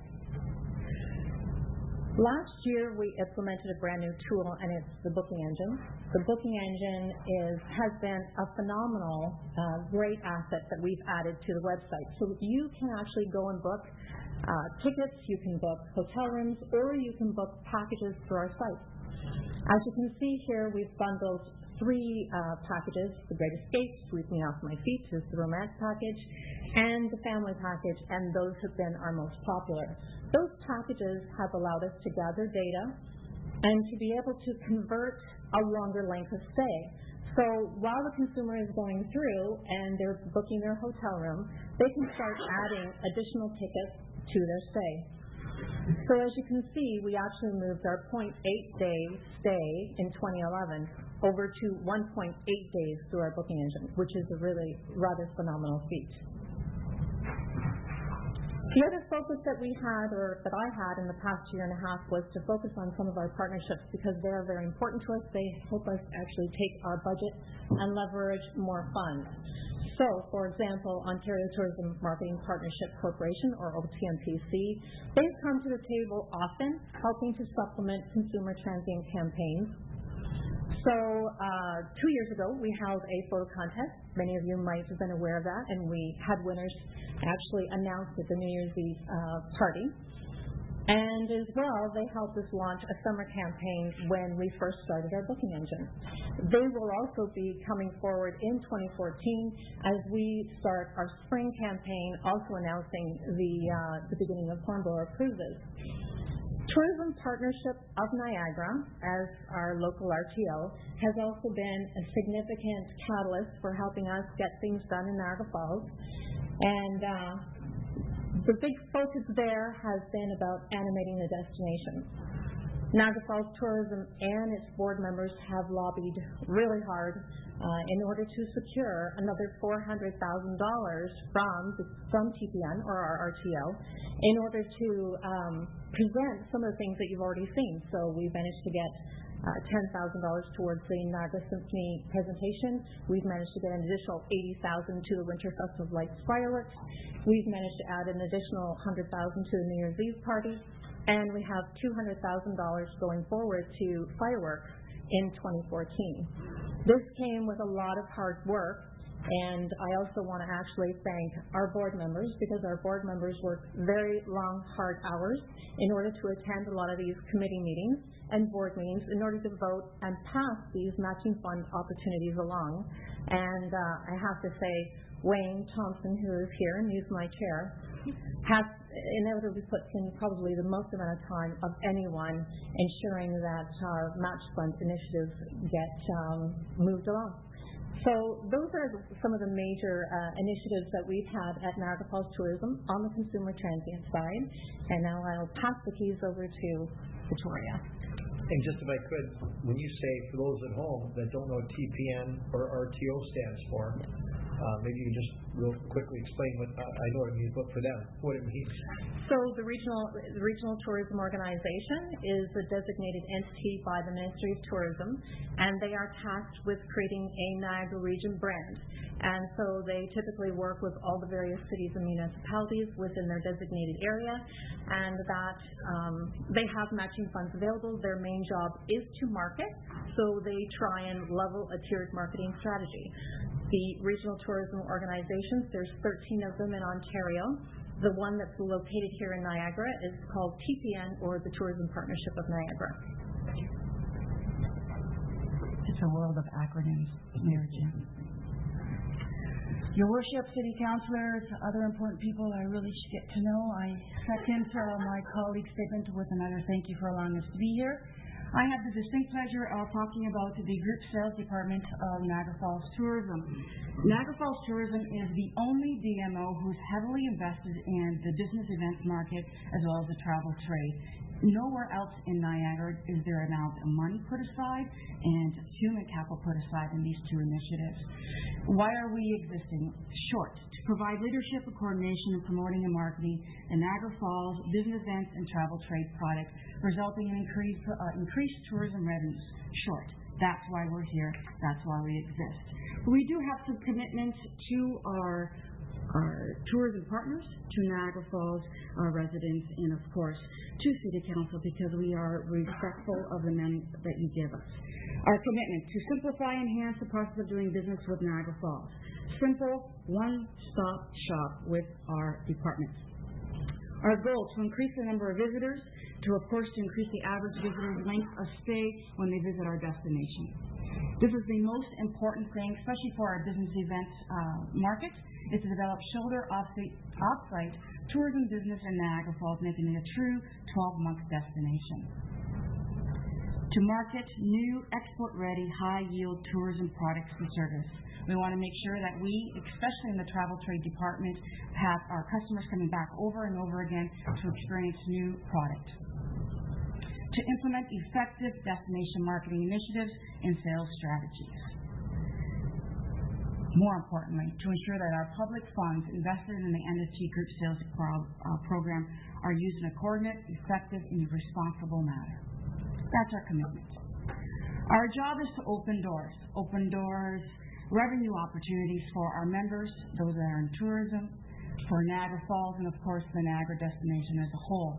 But just as important, in true meaning of partnership, our job is to open doors for our clients, letting them know that there's another destination that they should seriously consider, and to allow us to help them generate more economic impact within their own industry.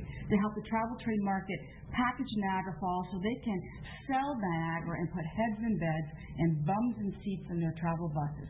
Same with our business events, to ensure that we're there to help them fill their registration to have a sellout event, and at the end of the day make money for them, which then makes money for us. How do we do that? We have to make sure that our team is effective, efficient, relevant, producing high value and high quality. In the last 2 years, together with Tony Williams, our team, that has been our challenge, and we're close. We still have so much more to do. With our stakeholders, we've identified 12 key initiatives that we have put forth for 2014, and let me just talk to you about some of them. We have some really incredible, iconic destination events coming, and what I mean by that, by events that are iconic, let me explain to them. This was an inherited conference that was secured actually by my predecessor, Joyce Morocco, was huge in bringing this to Niagara. This is CSAE. The acronym is the Canadian Society Association Executives. They are coming to Niagara next October. This is an opportunity for Niagara to showcase its products to 300 to 400 meeting planners. This is incredible for Niagara, and I have the great opportunity of being the co-chair of this event. And I'll ensure that I do my best to represent Niagara and, of course, the whole destination of the Niagara region. This is it. This is having the world's biggest meeting planning fan all in a couple of days. So, Mayor Jim, please write that in your date timer now. Very good. Even more importantly, this just came to us. We secured this just a month ago. Rendezvous Canada 2015. For those of you who know this event, it's iconic in the travel trade industry. This is where Canada brings to our destination a total of 12 to 1,500 people into Niagara Falls. Out of that, 50% of them are buyers, travel trade buyers.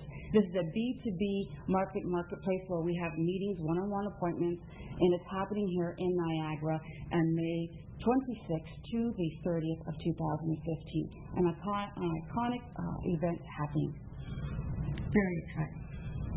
And with this, and to capitalize on what Tony had said as well, we've been working together with the Tourism Partnership of Niagara, and successfully we've secured $150,000 from the TPM to assist us with the CSA event.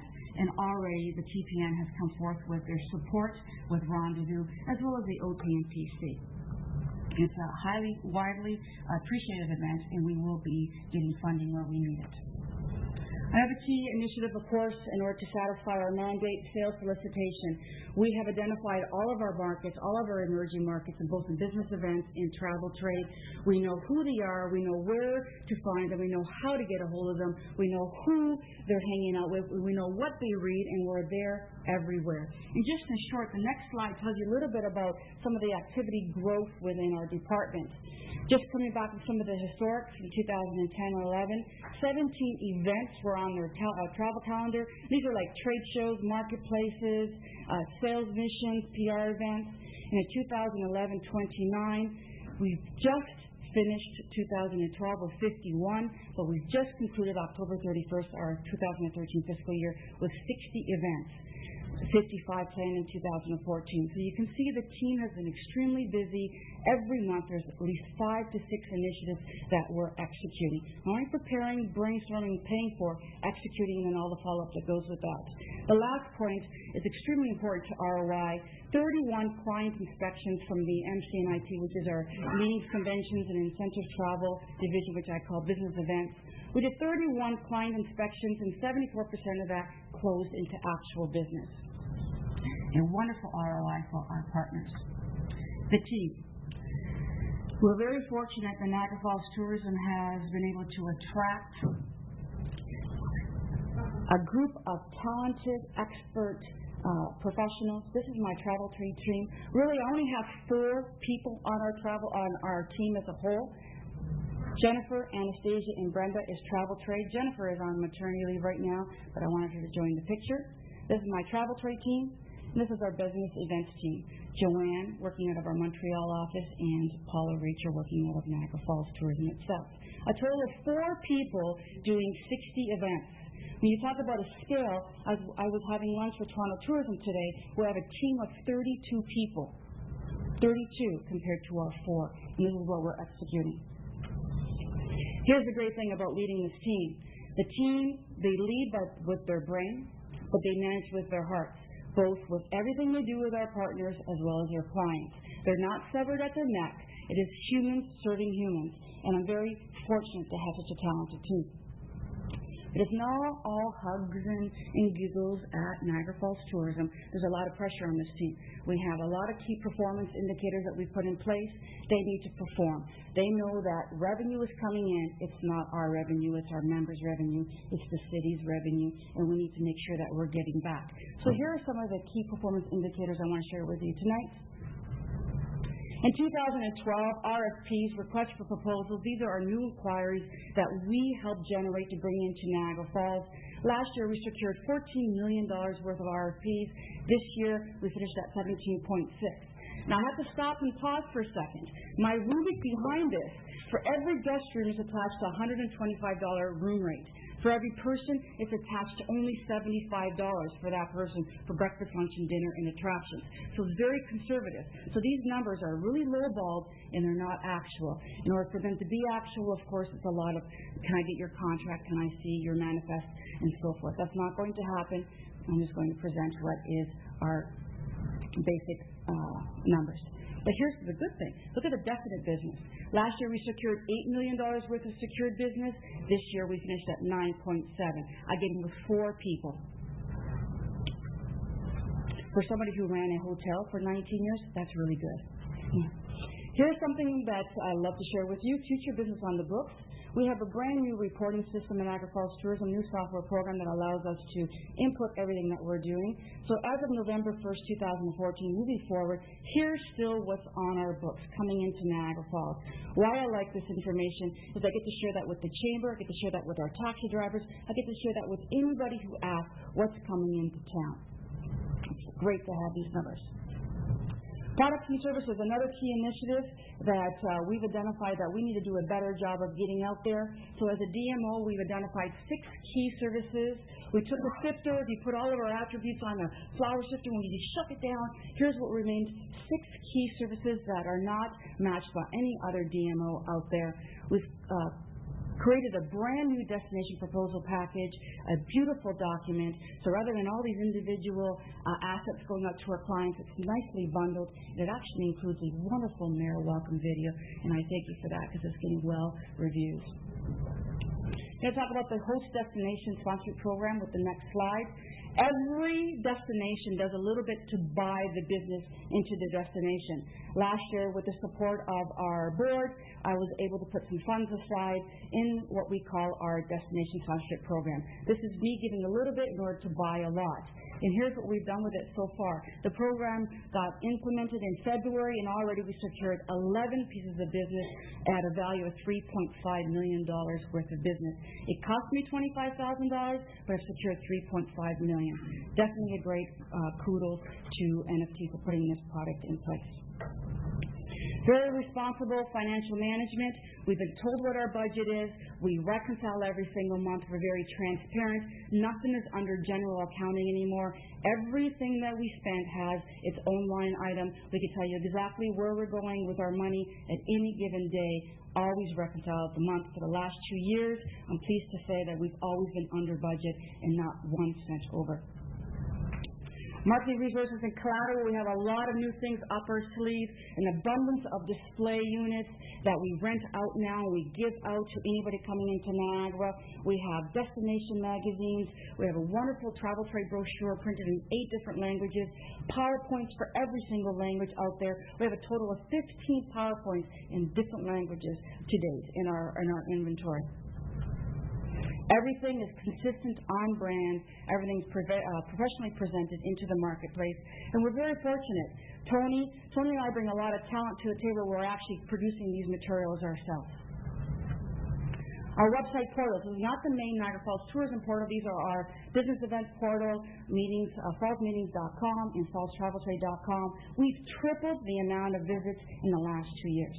Tripled.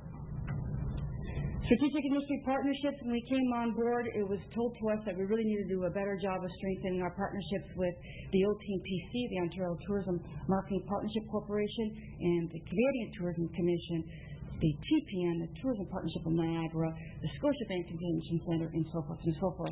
I'm pleased to announce that we sit on these committees. We are active within these committees. There's not one day that goes by that we're not in contact with the OTMP. And I'm pleased to say, as of last week, I've actually been appointed on the CTC Business Events Advisory Committee. And that's huge for me. So I'm very excited that it has to boast just a little bit. Key partnerships is what's going to keep us moving forward. Our membership engagement, this was extremely important to our stakeholders as well. Victoria, what are you doing? Share with us. Talk to us. I'd rather hit the delete button and not know what you're doing. So every single month, we're constantly giving our monthly reports, minutes and so forth. Everything is extremely transparent. We hide nothing. We share everything. I'd rather be slapped with talking too much than not enough. And we want to make sure that every single dollar they give us and the benefits that are attached to those dollars, we want to make sure that we give beyond what they've purchased. And that, again, is something that we're delivering over and over again. This is a great picture of our Chinese beauty contest. And aren't they a little good in our Niagara Falls tourism shirts? One of the big things we want to make sure that we continue to do is media relations. Last year, with our media fams and everything that we've done to connect with the media, we have had over, listen to this one, 400 million impressions out there in the media world. And these are the fans that come back to us and tell us, we've picked up this article, we've picked up this web portal, we've picked up this blog, all free of charge. And they're only here because they want to see our iconic destinations, and our partners have been able to give up their services free of charge in order for us to get that media relation. But we must continue to redefine our excellence in a highly competitive marketplace. For the last 2 days at the Scotiabank Convention Centre, we've had the PCMA, Professional Conference Management Association Conference. And there's about 300 of us there. And come to the table has been Toronto Tourism, Travel Alberta, Quebec, Montreal, and all these DMOs have come to the table with their sponsorship, all showing their beautiful videos, all showing what they're doing.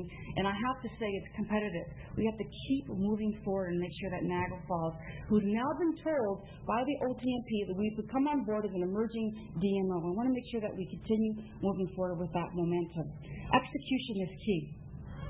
And I also learned a long time ago that since the shortest pencil is better than the longest memory, I have brought a copy of our group sales and communication plan with you. If you want a copy, I'd be more than happy to share that out with you. And that's what it looks like. And there you go.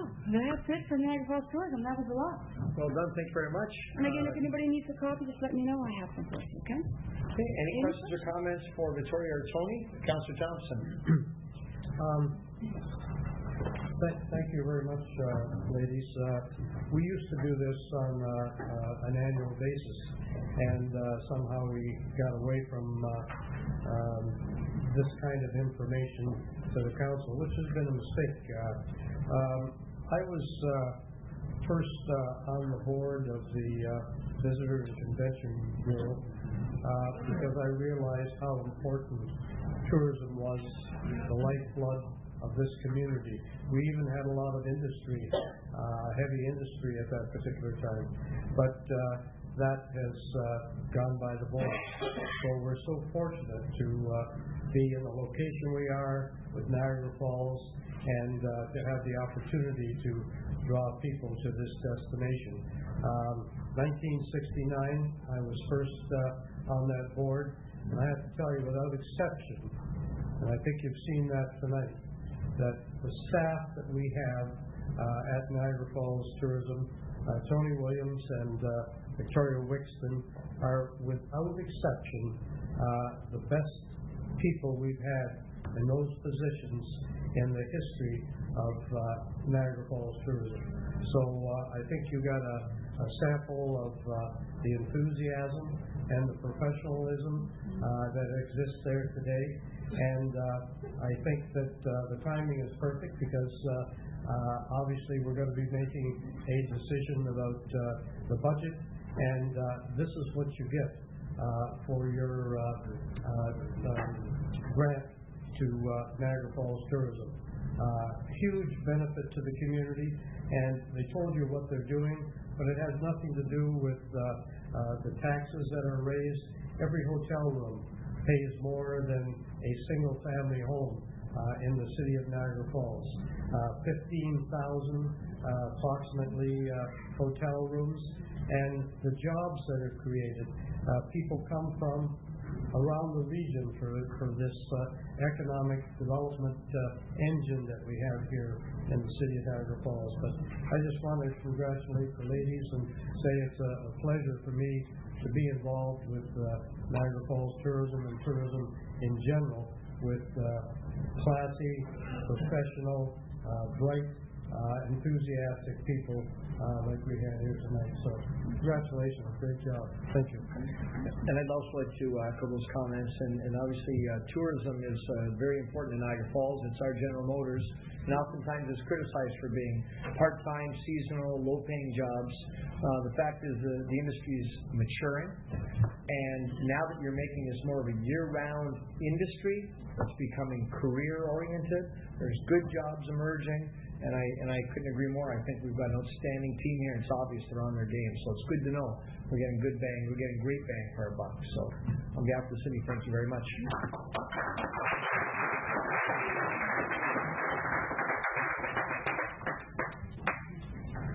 Okay, next up, presentations. We have the Rotary Club of Niagara Falls Sunrise. We have Nancy Tutchuk and Scott Wright of the Rotary Club. They're here to update us on the future location of RibFest and ask for relief related to the city's noise bylaw. Welcome. Good evening. Comments will be brief tonight. Mayor Diodati and members of council, I'm Scott Wright, and I'm one of the co-chairs of the Niagara Falls Rotary RibFest. I'm here with Nancy Tutchuk, who is the other co-chair of our event. Niagara Falls Rotary RibFest is the largest fundraiser for the Rotary Club of Niagara Falls Sunrise. Since RibFest began in 2005, approximately $300,000 has been raised and turned back into the local community through Rotary. 100% of the proceeds of RibFest go to support local community organizations and projects. RibFest is a food festival that focuses on ribs and barbecue. but also offers approximately 24 other food vendors. There's a beer and wine tent, and we have great entertainment all weekend long, which is free of charge. There's kids entertainment, other merchandise vendors, raffles, 50/50 draws, and other shows and displays. Ribfest is a family-friendly event, and we believe that has become a Father's Day weekend tradition for many Niagara Falls families. 2014 will mark the 10th anniversary of the Niagara Falls Rotary Ribfest, and after 10 successful years at Optimist Park, on behalf of the Ribfest Committee, I'm pleased to announce that we have selected Niagara Square as the new location for Rotary Ribfest. We believe that Niagara Square offers the location, highway exposure and access, visibility, and other amenities necessary to allow our event to continue and grow, expand, and to take our event to the next level. Niagara Square was excited to host our event, and we're looking forward to working with them on our advertising and promotional endeavors, which will benefit both parties. We've submitted our letter to the city requesting that Ribfest be declared a community festival, which is a requirement for obtaining our liquor license. We've also requested relief from the city noise bylaw to allow our entertainment to perform until 1 a.m. on Friday and Saturday nights. Because Niagara Square is zoned tourist commercial and is adjacent to the QEW and not adjacent to any residential subdivisions, we believe that the extended hours would allow for greater opportunity for Rotary to raise money and also opportunity for the public to enjoy our event and the entertainment longer. I appreciate the opportunity to make our presentation to you, and I would be happy to answer any questions you may have. Okay, thank you very much. Councilor Morocco. Well, as a fellow Rotarian, I'd be glad to make a motion that we approve the request outlined in their request. Okay, we have a motion, seconded by Councilor Iannone. Is there any discussion to the motion? Okay, seeing none, we'll call the vote. All those in favor? Okay, and that's unanimously approved. Great. Congratulations. Thanks very much. Good luck with the new location. Yeah, thank you. I appreciate it. Thank you. Thank you. Okay, next up, I'd like to invite Lucio Polsinelli. Lucio, if you could come up and maybe come to the microphone, and we'll start off with some introductions. And Luch is with the Walton Group. They're a real estate investment development company with holdings in Niagara Falls. And although they have not started yet doing development on those lands that they owned in the city's south end, they decided they want to get involved in the community. So Luch came forward, met with Serge Felicetti, Economic Development, and Ken Todd, CAO, said he wanted to get involved with some money. And so with that, I'm going to leave the rest with you to maybe explain what specifically you plan to do and how much you plan to do it with. So welcome, Luch. You had to give me a microphone. Mr. Mayor, members of council, staff,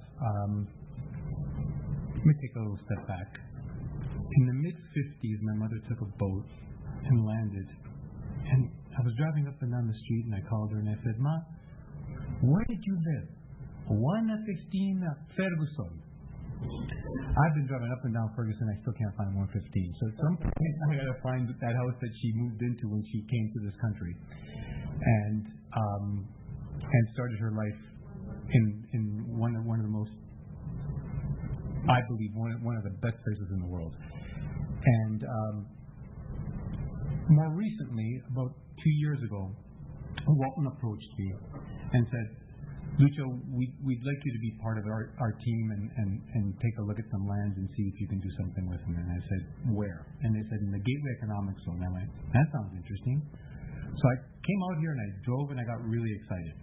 And as the mayor pointed out just recently, Bill Doherty and the Doherty family, which runs the Walton group of family companies,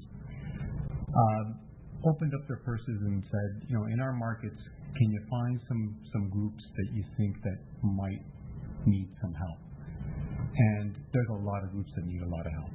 And we unfortunately can't give to all, but we try. So tonight, Mr. Mayor, I'd like to present, and I want to get rid of this because my travel swing. Maybe we can call them. Why don't we do this, Luch? If you want, we'll bring them out here. If you want to come around to the gateway here, and we'll have it official so everybody at home can see what you're doing, and I'll join you here.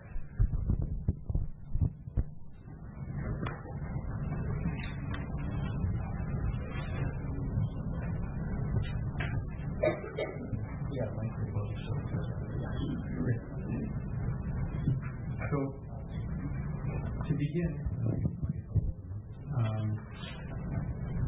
on behalf of the Doherty family and the Walton family, we'd like to present a check for $20,000 for the Windstorm Theater. So, Kelly and Rick, if you can come forward. This is our theater downtown Niagara Falls, and I'm sure they're going to do a Shirley Valentine commercial for us in a second. And maybe thanks for the women and children.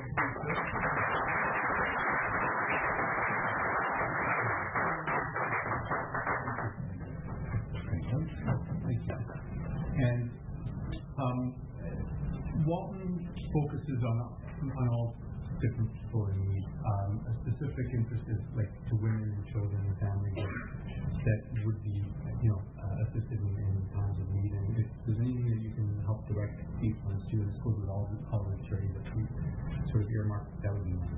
Absolutely. Okay. It'd be our pleasure. So it is our pleasure to forward to this. Thank you so very much. Thank you, brother. Yes, Garrett. Thank you. I just want to say this is a great investment and do the Shirley Valentine commercial because I did go to the opening of Shirley Valentine on Friday night and I can't say enough about it, and I hope everybody who's watching council goes out, takes their time to come down to Queen Street and go to the Senex Theatre and watch that production because it was phenomenal. I laughed from the time I sat down. I was still laughing that evening when my friend and I rehashed it. So she has done a phenomenal job. I want to congratulate Kelly and tell everybody it is well worth your trip down here to see that site. You want to add to that? That was fabulous. Thank you so much. And we have a board seat open.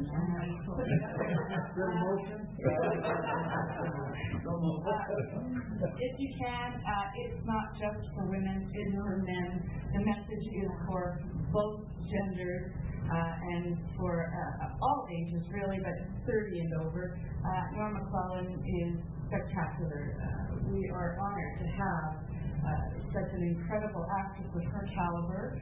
22 seasons at the Shaw, Stratford, Seattle Rep, Broadway, across this country, and she's in our little theater on Queen Street in downtown Niagara Falls. And she takes your breath away. And she's incredible. And as far as the best ticket in town goes, Jim, Concert Niagara, Concert we do 3 shows for $40, folks. That's our subscription series rate, or $65 or $90, depending on where you want to sit. But we've got 2 more shows coming up this season that you don't want to miss either.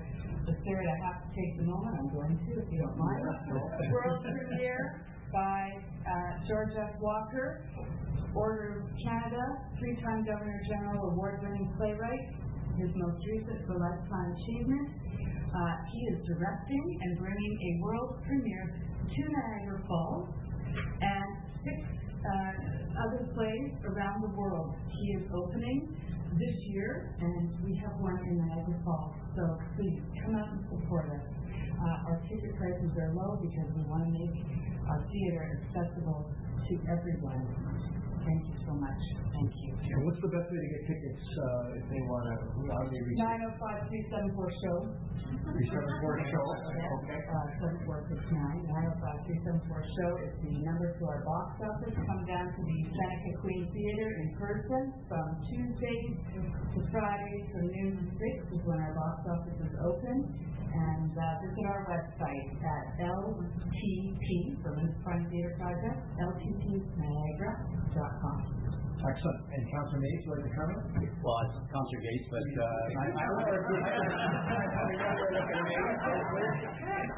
that guy's not working, Wayne. What I want to say is that we have some great entertainment here, right here in Niagara Falls. We don't have to go to Toronto to get the theater at all. I've been to your theater, as you know. It's a wonderful place. But you forgot to tell them tomorrow night you have 2 for 1. I think it's tomorrow night. I think I got an email, and maybe I'd like to tell some people that as well, because anytime you can take your partner to an event, 2 for 1, it's perfect. So I thought I'd raise that because you didn't mention that. All right. Tomorrow night we have a little bit special, buy one get one free. And the reason I mentioned, of course, Niagara Concerts, I figured, well, one of you gets 20,000, one gets a commercial. On cable That's right. Both of our followers. Yeah, watch that one. So congratulations and thank you to obviously the Walton Group. Very much. Well done. Thank you. Okay, that's great.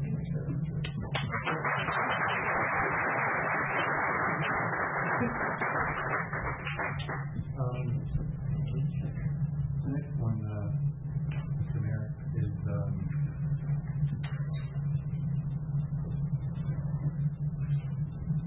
another $20,000 to the Habitat for Humanity Niagara chapter.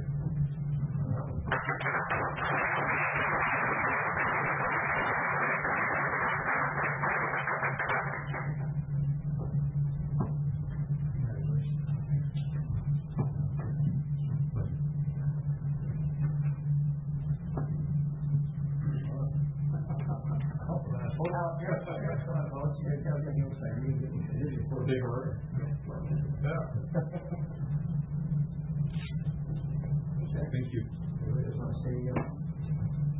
About what you're up to with the project started rolling right now, Niagara Falls? Well, we are hopefully earlier this year. We finished a home on Cray Street and moved the family into the home with a great deal of support from the city and from so many other partners and donors and volunteers. The house was built by 20-some students from the School of Niagara, which was a tremendous presentation and construction by them of high school students to show the quality of home that they could build. And Keith Gowan, who's our Chief Operating Officer of the construction area, can attest to the quality of homes and the partnerships that we have in the Niagara region.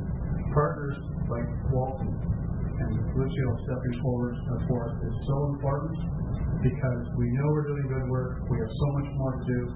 Poverty is a major challenge in Niagara. Unfortunately, it's in every city, but we are defeating that problem one family at a time. We need so many people to help us, and we're just so pleased that you are here to represent the Walton Group. I look forward to meeting them in the future.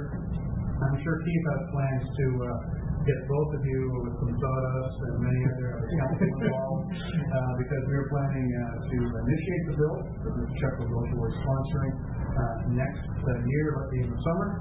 We have the property, and it's on Rosedale Avenue, just a few blocks from where we finished building on Cray Street. Thanks. Good. I couldn't be more happier with it. It's all great. It's fantastic, and the kids, my council and staff of Niagara Falls is certainly something to be commended, and hopefully we'll be commended again at 114. Rosedale is going to be one of our first forays for a long time into community build. Because usually Alfie touched on ESPN and then college involvement. We've got a few other really great partners as well, but this time we're going to be opening up a little bit more, and we couldn't be more excited. So hopefully in June or July, depending on when the shovel goes on the ground, everybody's certainly welcome to groundbreakers. Thank you. It'd be really wonderful. Thank you so much. Thank you very, very much.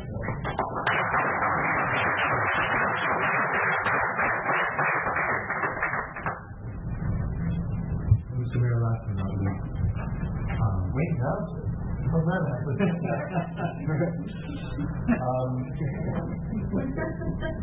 We know how important a hospital for our city is, and we will do everything we can to help realize that. And the officers that we'd like to present this check for $35,000. $35,000. G&G, Carolina Foundation.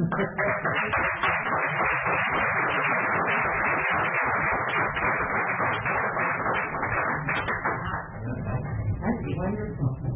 Thank you. Very, very much. Thank you. ready to find out? So a nice early Christmas present. Thank you very, very much. On behalf of the Board of Directors for the Hospital Foundation, this means an awful lot. As you know or may not know, hospital equipment is not funded by the government, so it's up to us as volunteers to go out there and raise funds to purchase hospital equipment. So, Joe and we just want to, on behalf of the board, we want to thank Alan Group and yourself for considering this. The hospital is our number one priority to get equipment in here. Groups like yourself will make it a lot easier for us. And again, on behalf of the board, it's a pleasure. Thank you. Thank you. Thank you.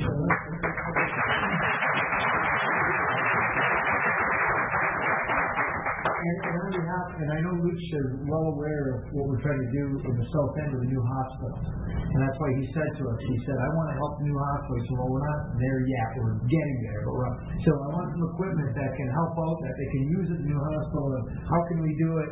And he knows that the family that were in Walton are big on women and children. And they know this new hospital will be a center of excellence for women and children in addition to a general hospital. And he was quick to step up and with more money than we even expected. And this is a company that hasn't done any development yet. They just own land.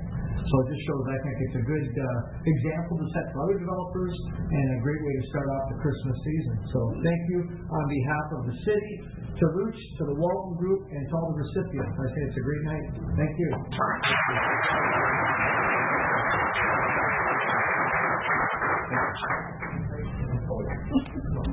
Your Worship? Yes, Councilor Bates. Perhaps, Mr. Coltonelli, I might be able to find your family home. I think Councilor Thompson and I are probably the only ones who would know this. I think the city renumbered when it amalgamated with Stanford. I think you'll find that house number is 4115, not 115. The city was renumbered about 35 years ago. Thank you so much. So 4115 would be the number. Thank you. Good luck. Everybody wins. Thank you very much. Okay, next on the agenda is the planning matter, public meeting AM 2013-15, zoning bylaw amendment application, and I would ask the city clerk if you would please introduce the next item on the agenda.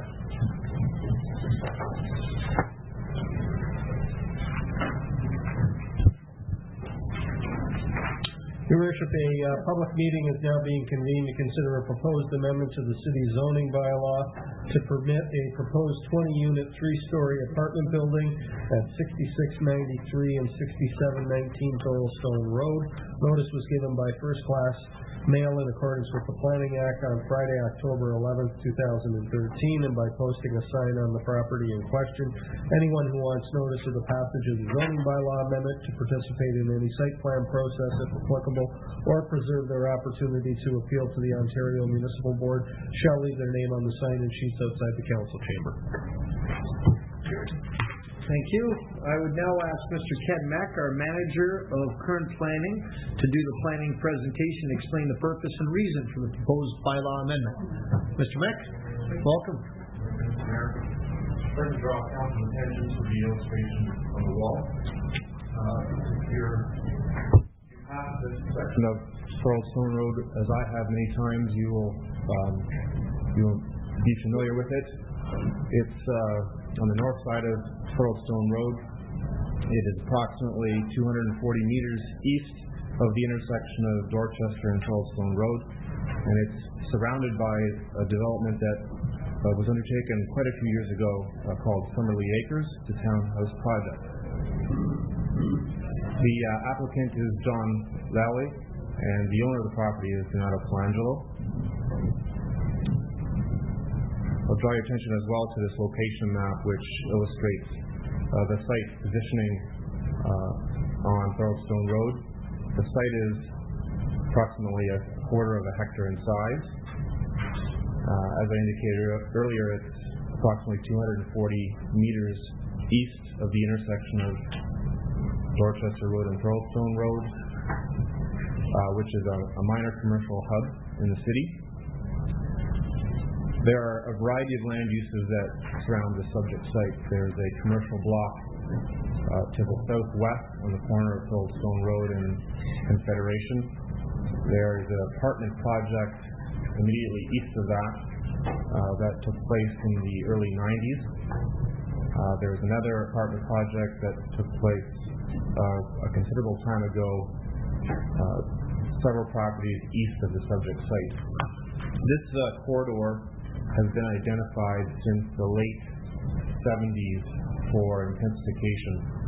The parcels on the north side of Coldstone Road are zoned R4, which is a mixed use zone in terms of allowing townhouses or apartment buildings.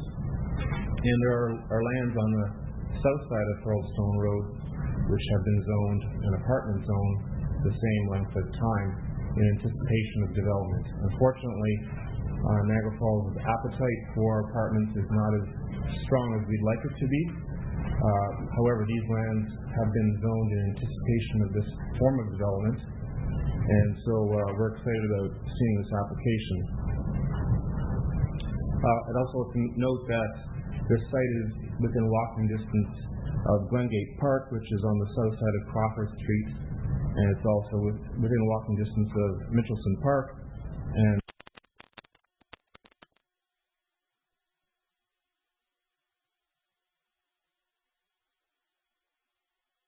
amendment that's requested for two properties, 6693 and 6719 Coldstone.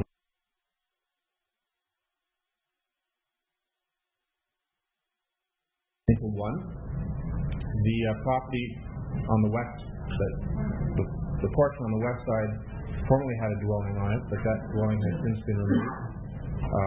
Two-story dwelling remains on the east half of the property, and it will be removed to allow the development to proceed. There was a neighborhood open house that was held on October the 10th, which was attended by the owner, his consulting team, as well as neighboring property owners. The only property owners that attended were those that own property in the immediate vicinity, and their concerns or interests were more with the potential of their own properties being developed sometime in the future, and so those options were discussed with them. The proposed building, as I've stated, is 3 stories in height, contains 1, 2, and 3 bedroom units ranging in size from 87 to 133 square meters. This illustrates how the site to be developed and configured.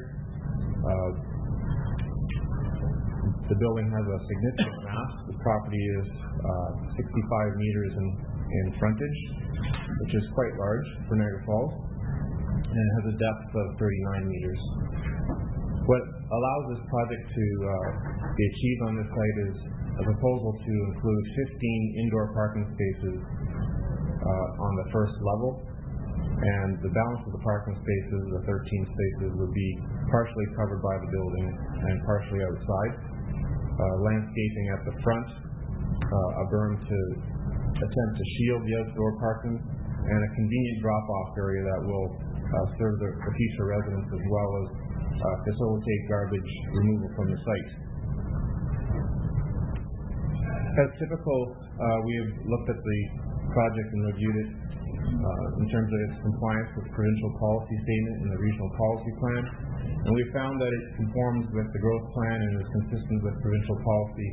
Some of these are fairly motherhood statements, but it's very obvious that the development involves underutilized land within the urban boundary and in the city's built-up area, which is supposed to be the focus for growth, and that's supposed to intensify over the years. The development also makes use of existing infrastructure and municipal services.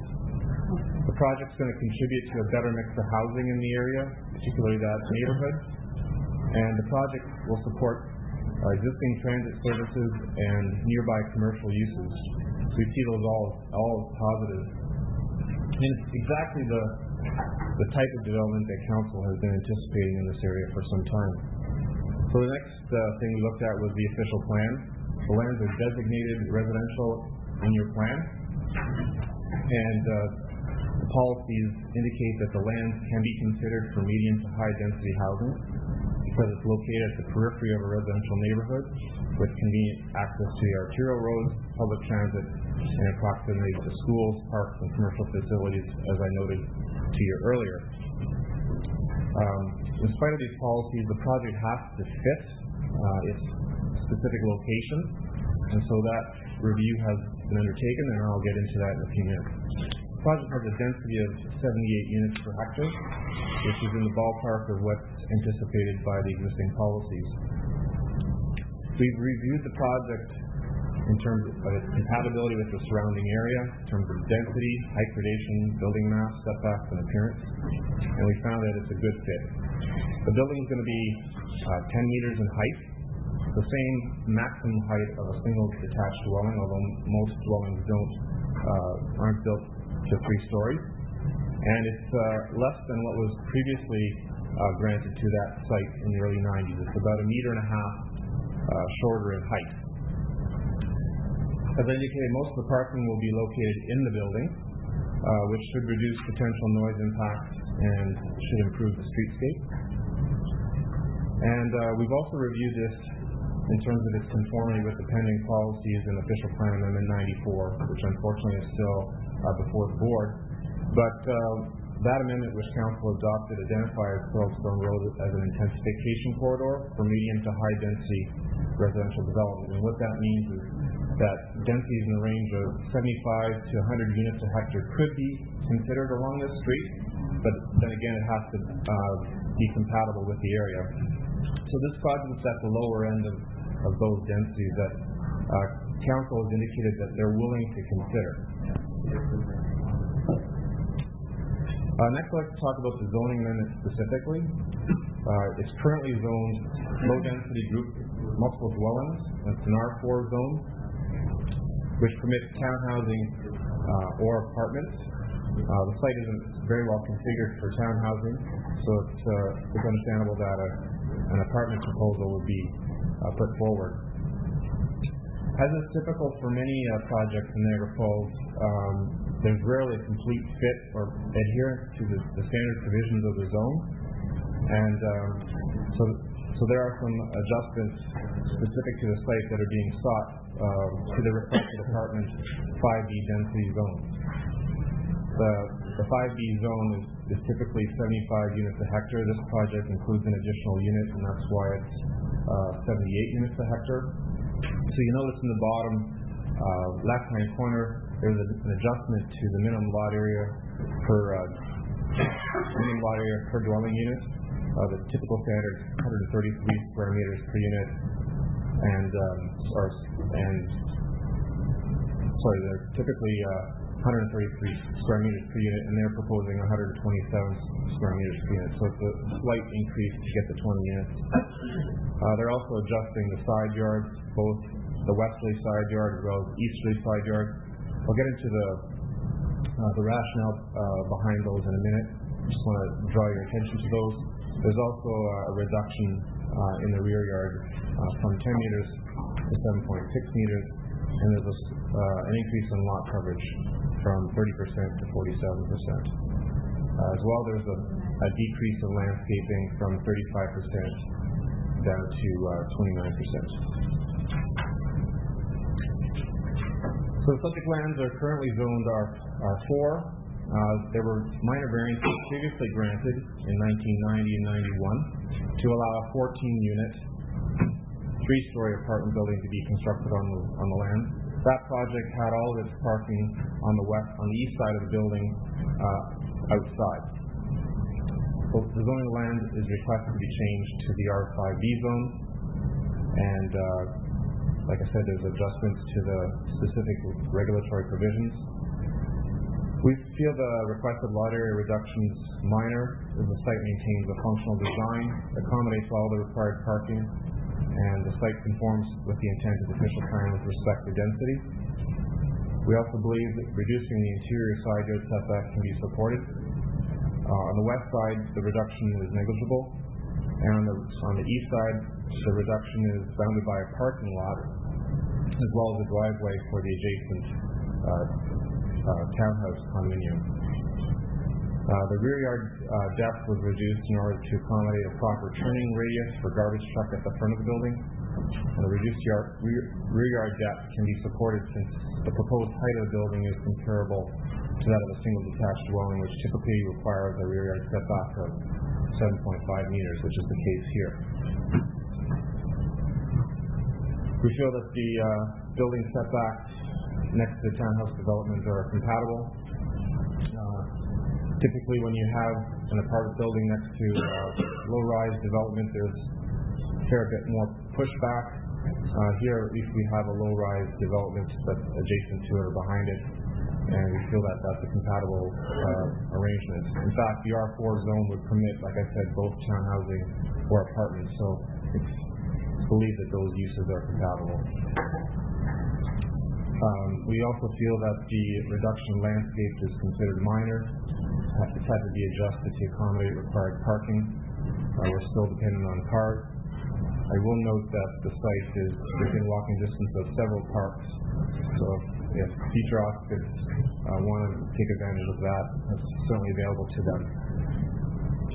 And the increased lot coverage can be supported since the proposed building maintains adequate setbacks from all property lines, and we still feel that it remains adequate landscape open space. Following our normal procedure, a site plan would be required prior to development.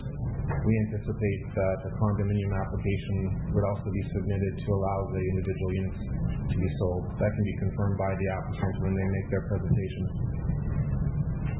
As is typical for most applications, we circulated the file to various departments, and you'll notice at the bottom of the slide there's a few things that still need to be addressed. The specific landscaping, parkland dedication, that matter would be addressed through the condominium application. Garbage truck movements need to be confirmed on site, although the site has been designed to accommodate that. Building code conformity, that's fairly typical. The last point, potential noise mitigation measures, that's in response to comments from the region. They wanted a noise study done. A noise study was completed. It didn't take into account traffic projections that the region would like to have reviewed, so that's another matter that will be addressed at site plan. In conclusion, the planning department believes that the zoning amendment can be supported. The proposal conforms with the city's official plan.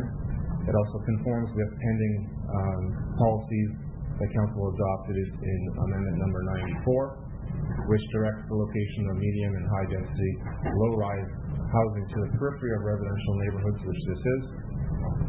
And we also believe the height, massing, and setbacks and overall design are compatible with the surrounding housing. So in that light, we recommend to council that you approve the zoning bylaw amendment application to permit the construction of the proposed 20-unit, 3-story apartment building on the land. Thank you very much, Mr. Meck. Are there any questions of council for Mr. Meck? Seeing that, members of the public are advised that failure to make an oral or written submission at this public meeting will result in the Ontario Municipal Board dismissing any referral it receives.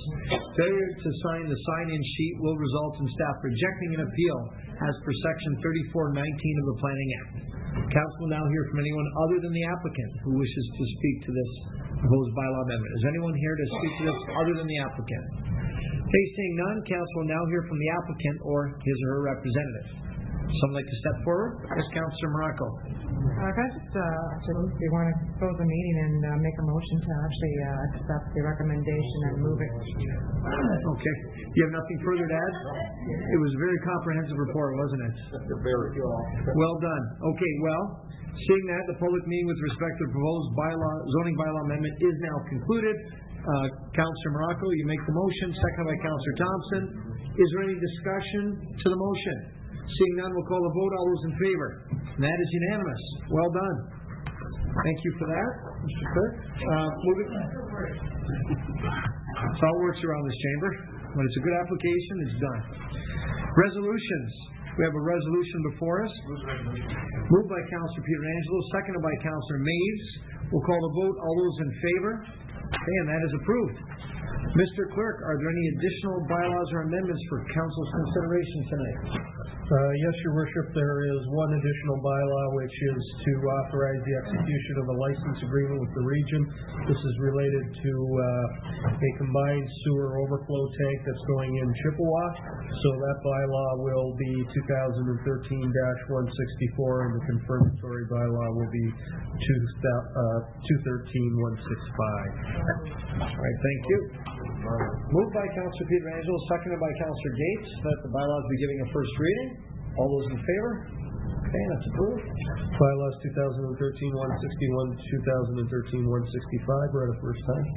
Okay, motion by Councillor Pietrangelo, seconded by Councillor Gates, that the bylaws be given a second and third reading. All those in favor? Okay, and that's unanimous. Bylaws 2013-161 and 2013-165 read a second and third time and passed. Thank you for that. New business. Councillor Ioannoni. Thank you, Mr. Mayor. Recently, the City of Hamilton passed a project bylaw whereas local restaurants had to carry an EpiPen in their place of business. And I'm bringing this forward to you because I had a request from Joe and Lori's restaurant. That's Joe Brugman owns the restaurant out on Lundy's Lane. They are a peanut-free restaurant, one of the very few, I think, if not only the only peanut-free restaurant. His wife is highly anaphylaxis. And he passed this on to me and said, would the city consider doing the same thing here? What they're asking for is that each restaurant carry an EpiPen. The fee is nominal. I think it's $50 to $75. But I'd like staff to bring back a report in regards to what Hamilton did so that we don't have to reinvent the wheel. And Lori and Joe would like to come and speak to council the night that report comes back. So I'd like to make a motion that council bring back a report on that issue. Okay, do we have a seconder? Councillor Thompson. So you've heard the motion. Is there any discussion on the motion? Okay, seeing none. All those in favor? Okay, and that's approved. Yes, Councillor. Thank you. And I also had a complaint from a resident on Woodland Avenue. They've called the city to complain about an illegal vacation rental that's being operated out of an address on Woodland. The vacation rental is actually being advertised on travel sites for $650 a night. I'd like to give this address to staff. They believe they got no relief from staff and actually had nothing done. She said it's very hard. She said we need more proof. She said go online and look at it. It's advertised. It's being rented out. There are 4 and 5 groups renting it out at a time to cover the $650 a night. So I'll pass that address to staff and ask that it doesn't take a brain surgeon to find out that it's actually operating. Perhaps we can actually have somebody go in there and stop it. Was that you don't need a brain surgeon to figure out it's operating? Is that what you said? Okay, I just want to make sure I heard that one. You got it. Okay, good. Excellent. Thank you for that. So we'll pass that along to staff to investigate on Woodland. On that point, Councillor Wynn?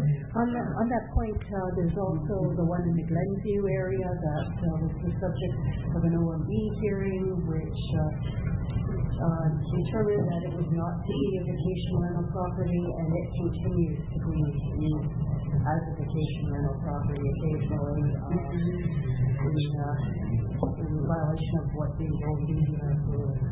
Mr. Clerk, do you have any comments? Well, I appreciate the frustration of the council members, but we do need evidence. We do need evidence to lay charges, and in the case of the Glenview one, we always seem to get a complaint 4 weeks after the people are no longer there. One of the keys, obviously, is the tenancy has to be for less than 28 days, and we are aware that there have been some long-term tenants in that property. So it's still on our radar. It's an ongoing complaint. I'll check into the Woodland one as well. I agree, it seems like an easy proof when you see something on the internet advertised. We need more than that to go to the regional prosecutor to lay charges. But we take all these things seriously. Okay, thank you for that. Any other new business? Councillor Carrio.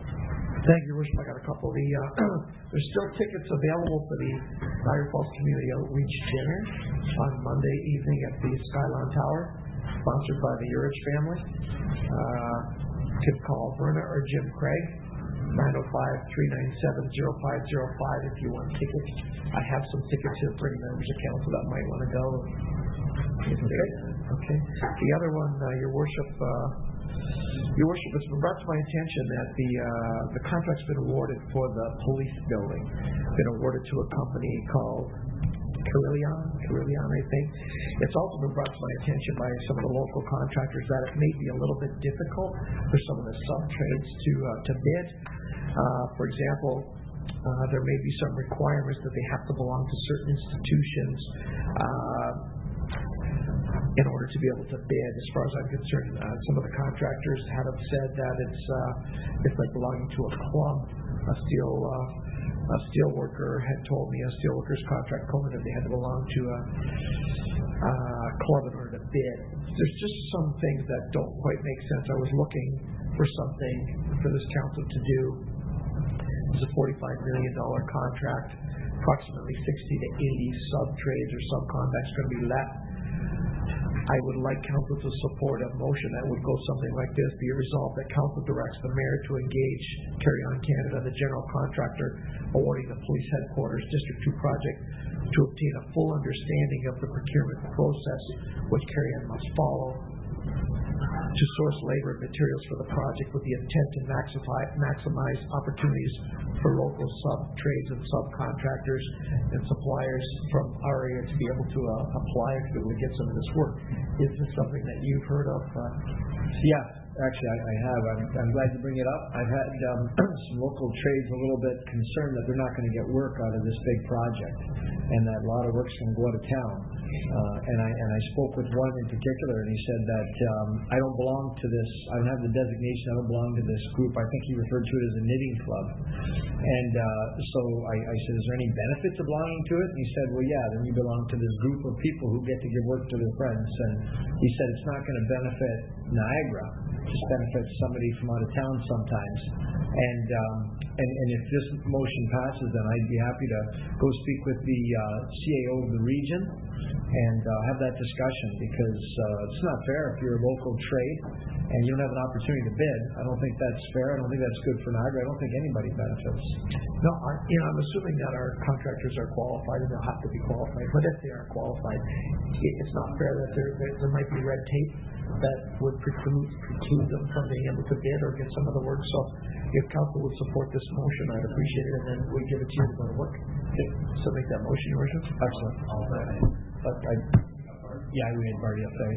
Okay, so we've got a motion by Councillor Carrier, second by Councillor Maves.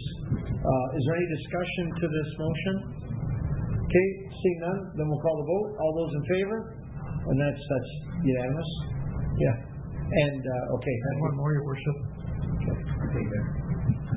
Sorry. It's also been, this is the motion here, also been brought to my attention, Your Worship. I'm sure we've all heard of recent challenges in some of the things to do with minor hockey. And the impending reality that the OMHA may eliminate the minor hockey AAA team in Niagara, forcing some of our young athletes to go and play in other communities. This may result in years of challenges with an organization that has essentially lost the faith of the provincial body. It's just one example, but as we know, a lot of sports organizations face these types of challenges, and they need the support of our council and our community. I think that we want to be able to speak up for our athletes and for their families, and also recognizing that there's disagreements in the competitive and recreational sports organizations that do happen between some teams, some coaches, some families, some athletes.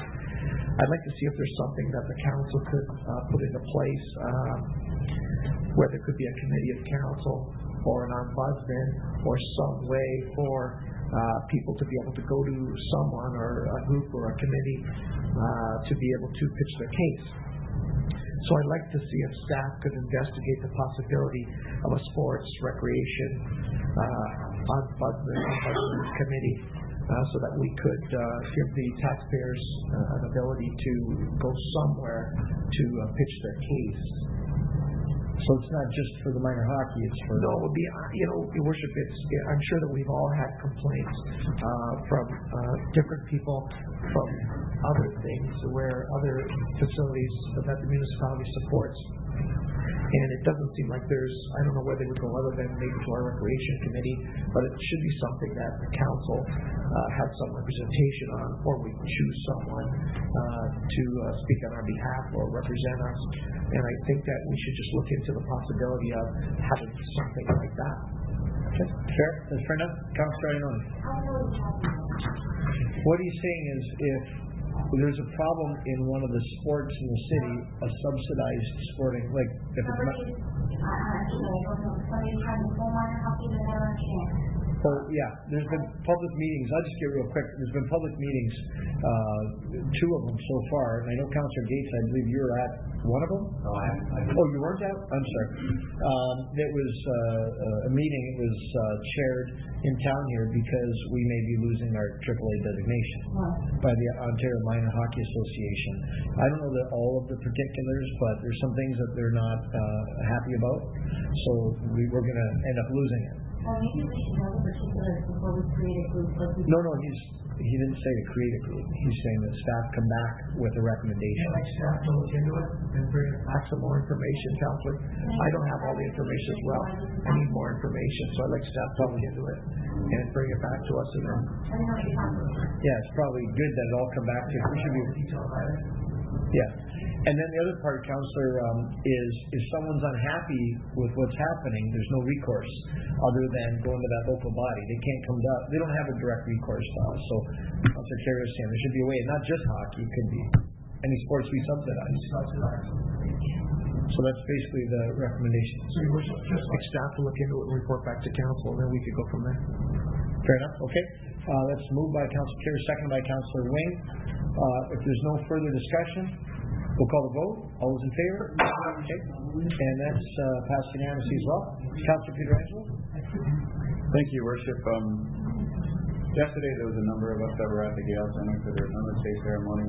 I know some of us were not looking forward to getting out after and actually had the luxury of leaving early. I wasn't one of them, Your Worship. However, I was pointing at that side of the room. I don't know. But Your Worship, I mean, yesterday it was kind of nice because there was 3 police officers there that were directing traffic. So I guess the overall wait time was not as it normally would be if the police officers weren't there. It was great that they're there, but they're not there all the time. So I guess I just wanted to ask for an update, Your Worship. I know we're at the point where the approvals are in place to go forward with the road for the region. I know the developer has said that he will work with the city, work with the leasee of the land, and as well the region. And I know the last that we spoke about it, I believe yourself and Mr. Todd were supposed to be having a meeting with the CAO of the region and asking them to go forward with a tender for the project. So I just wanted to ask for an update and see where that was. Okay, and get the CAO updated. Mr. Mayor, that meeting didn't take place, and we indicated to Mr. Schlein how important the road was, and it was a top priority of his council. He then went back to his public works staff.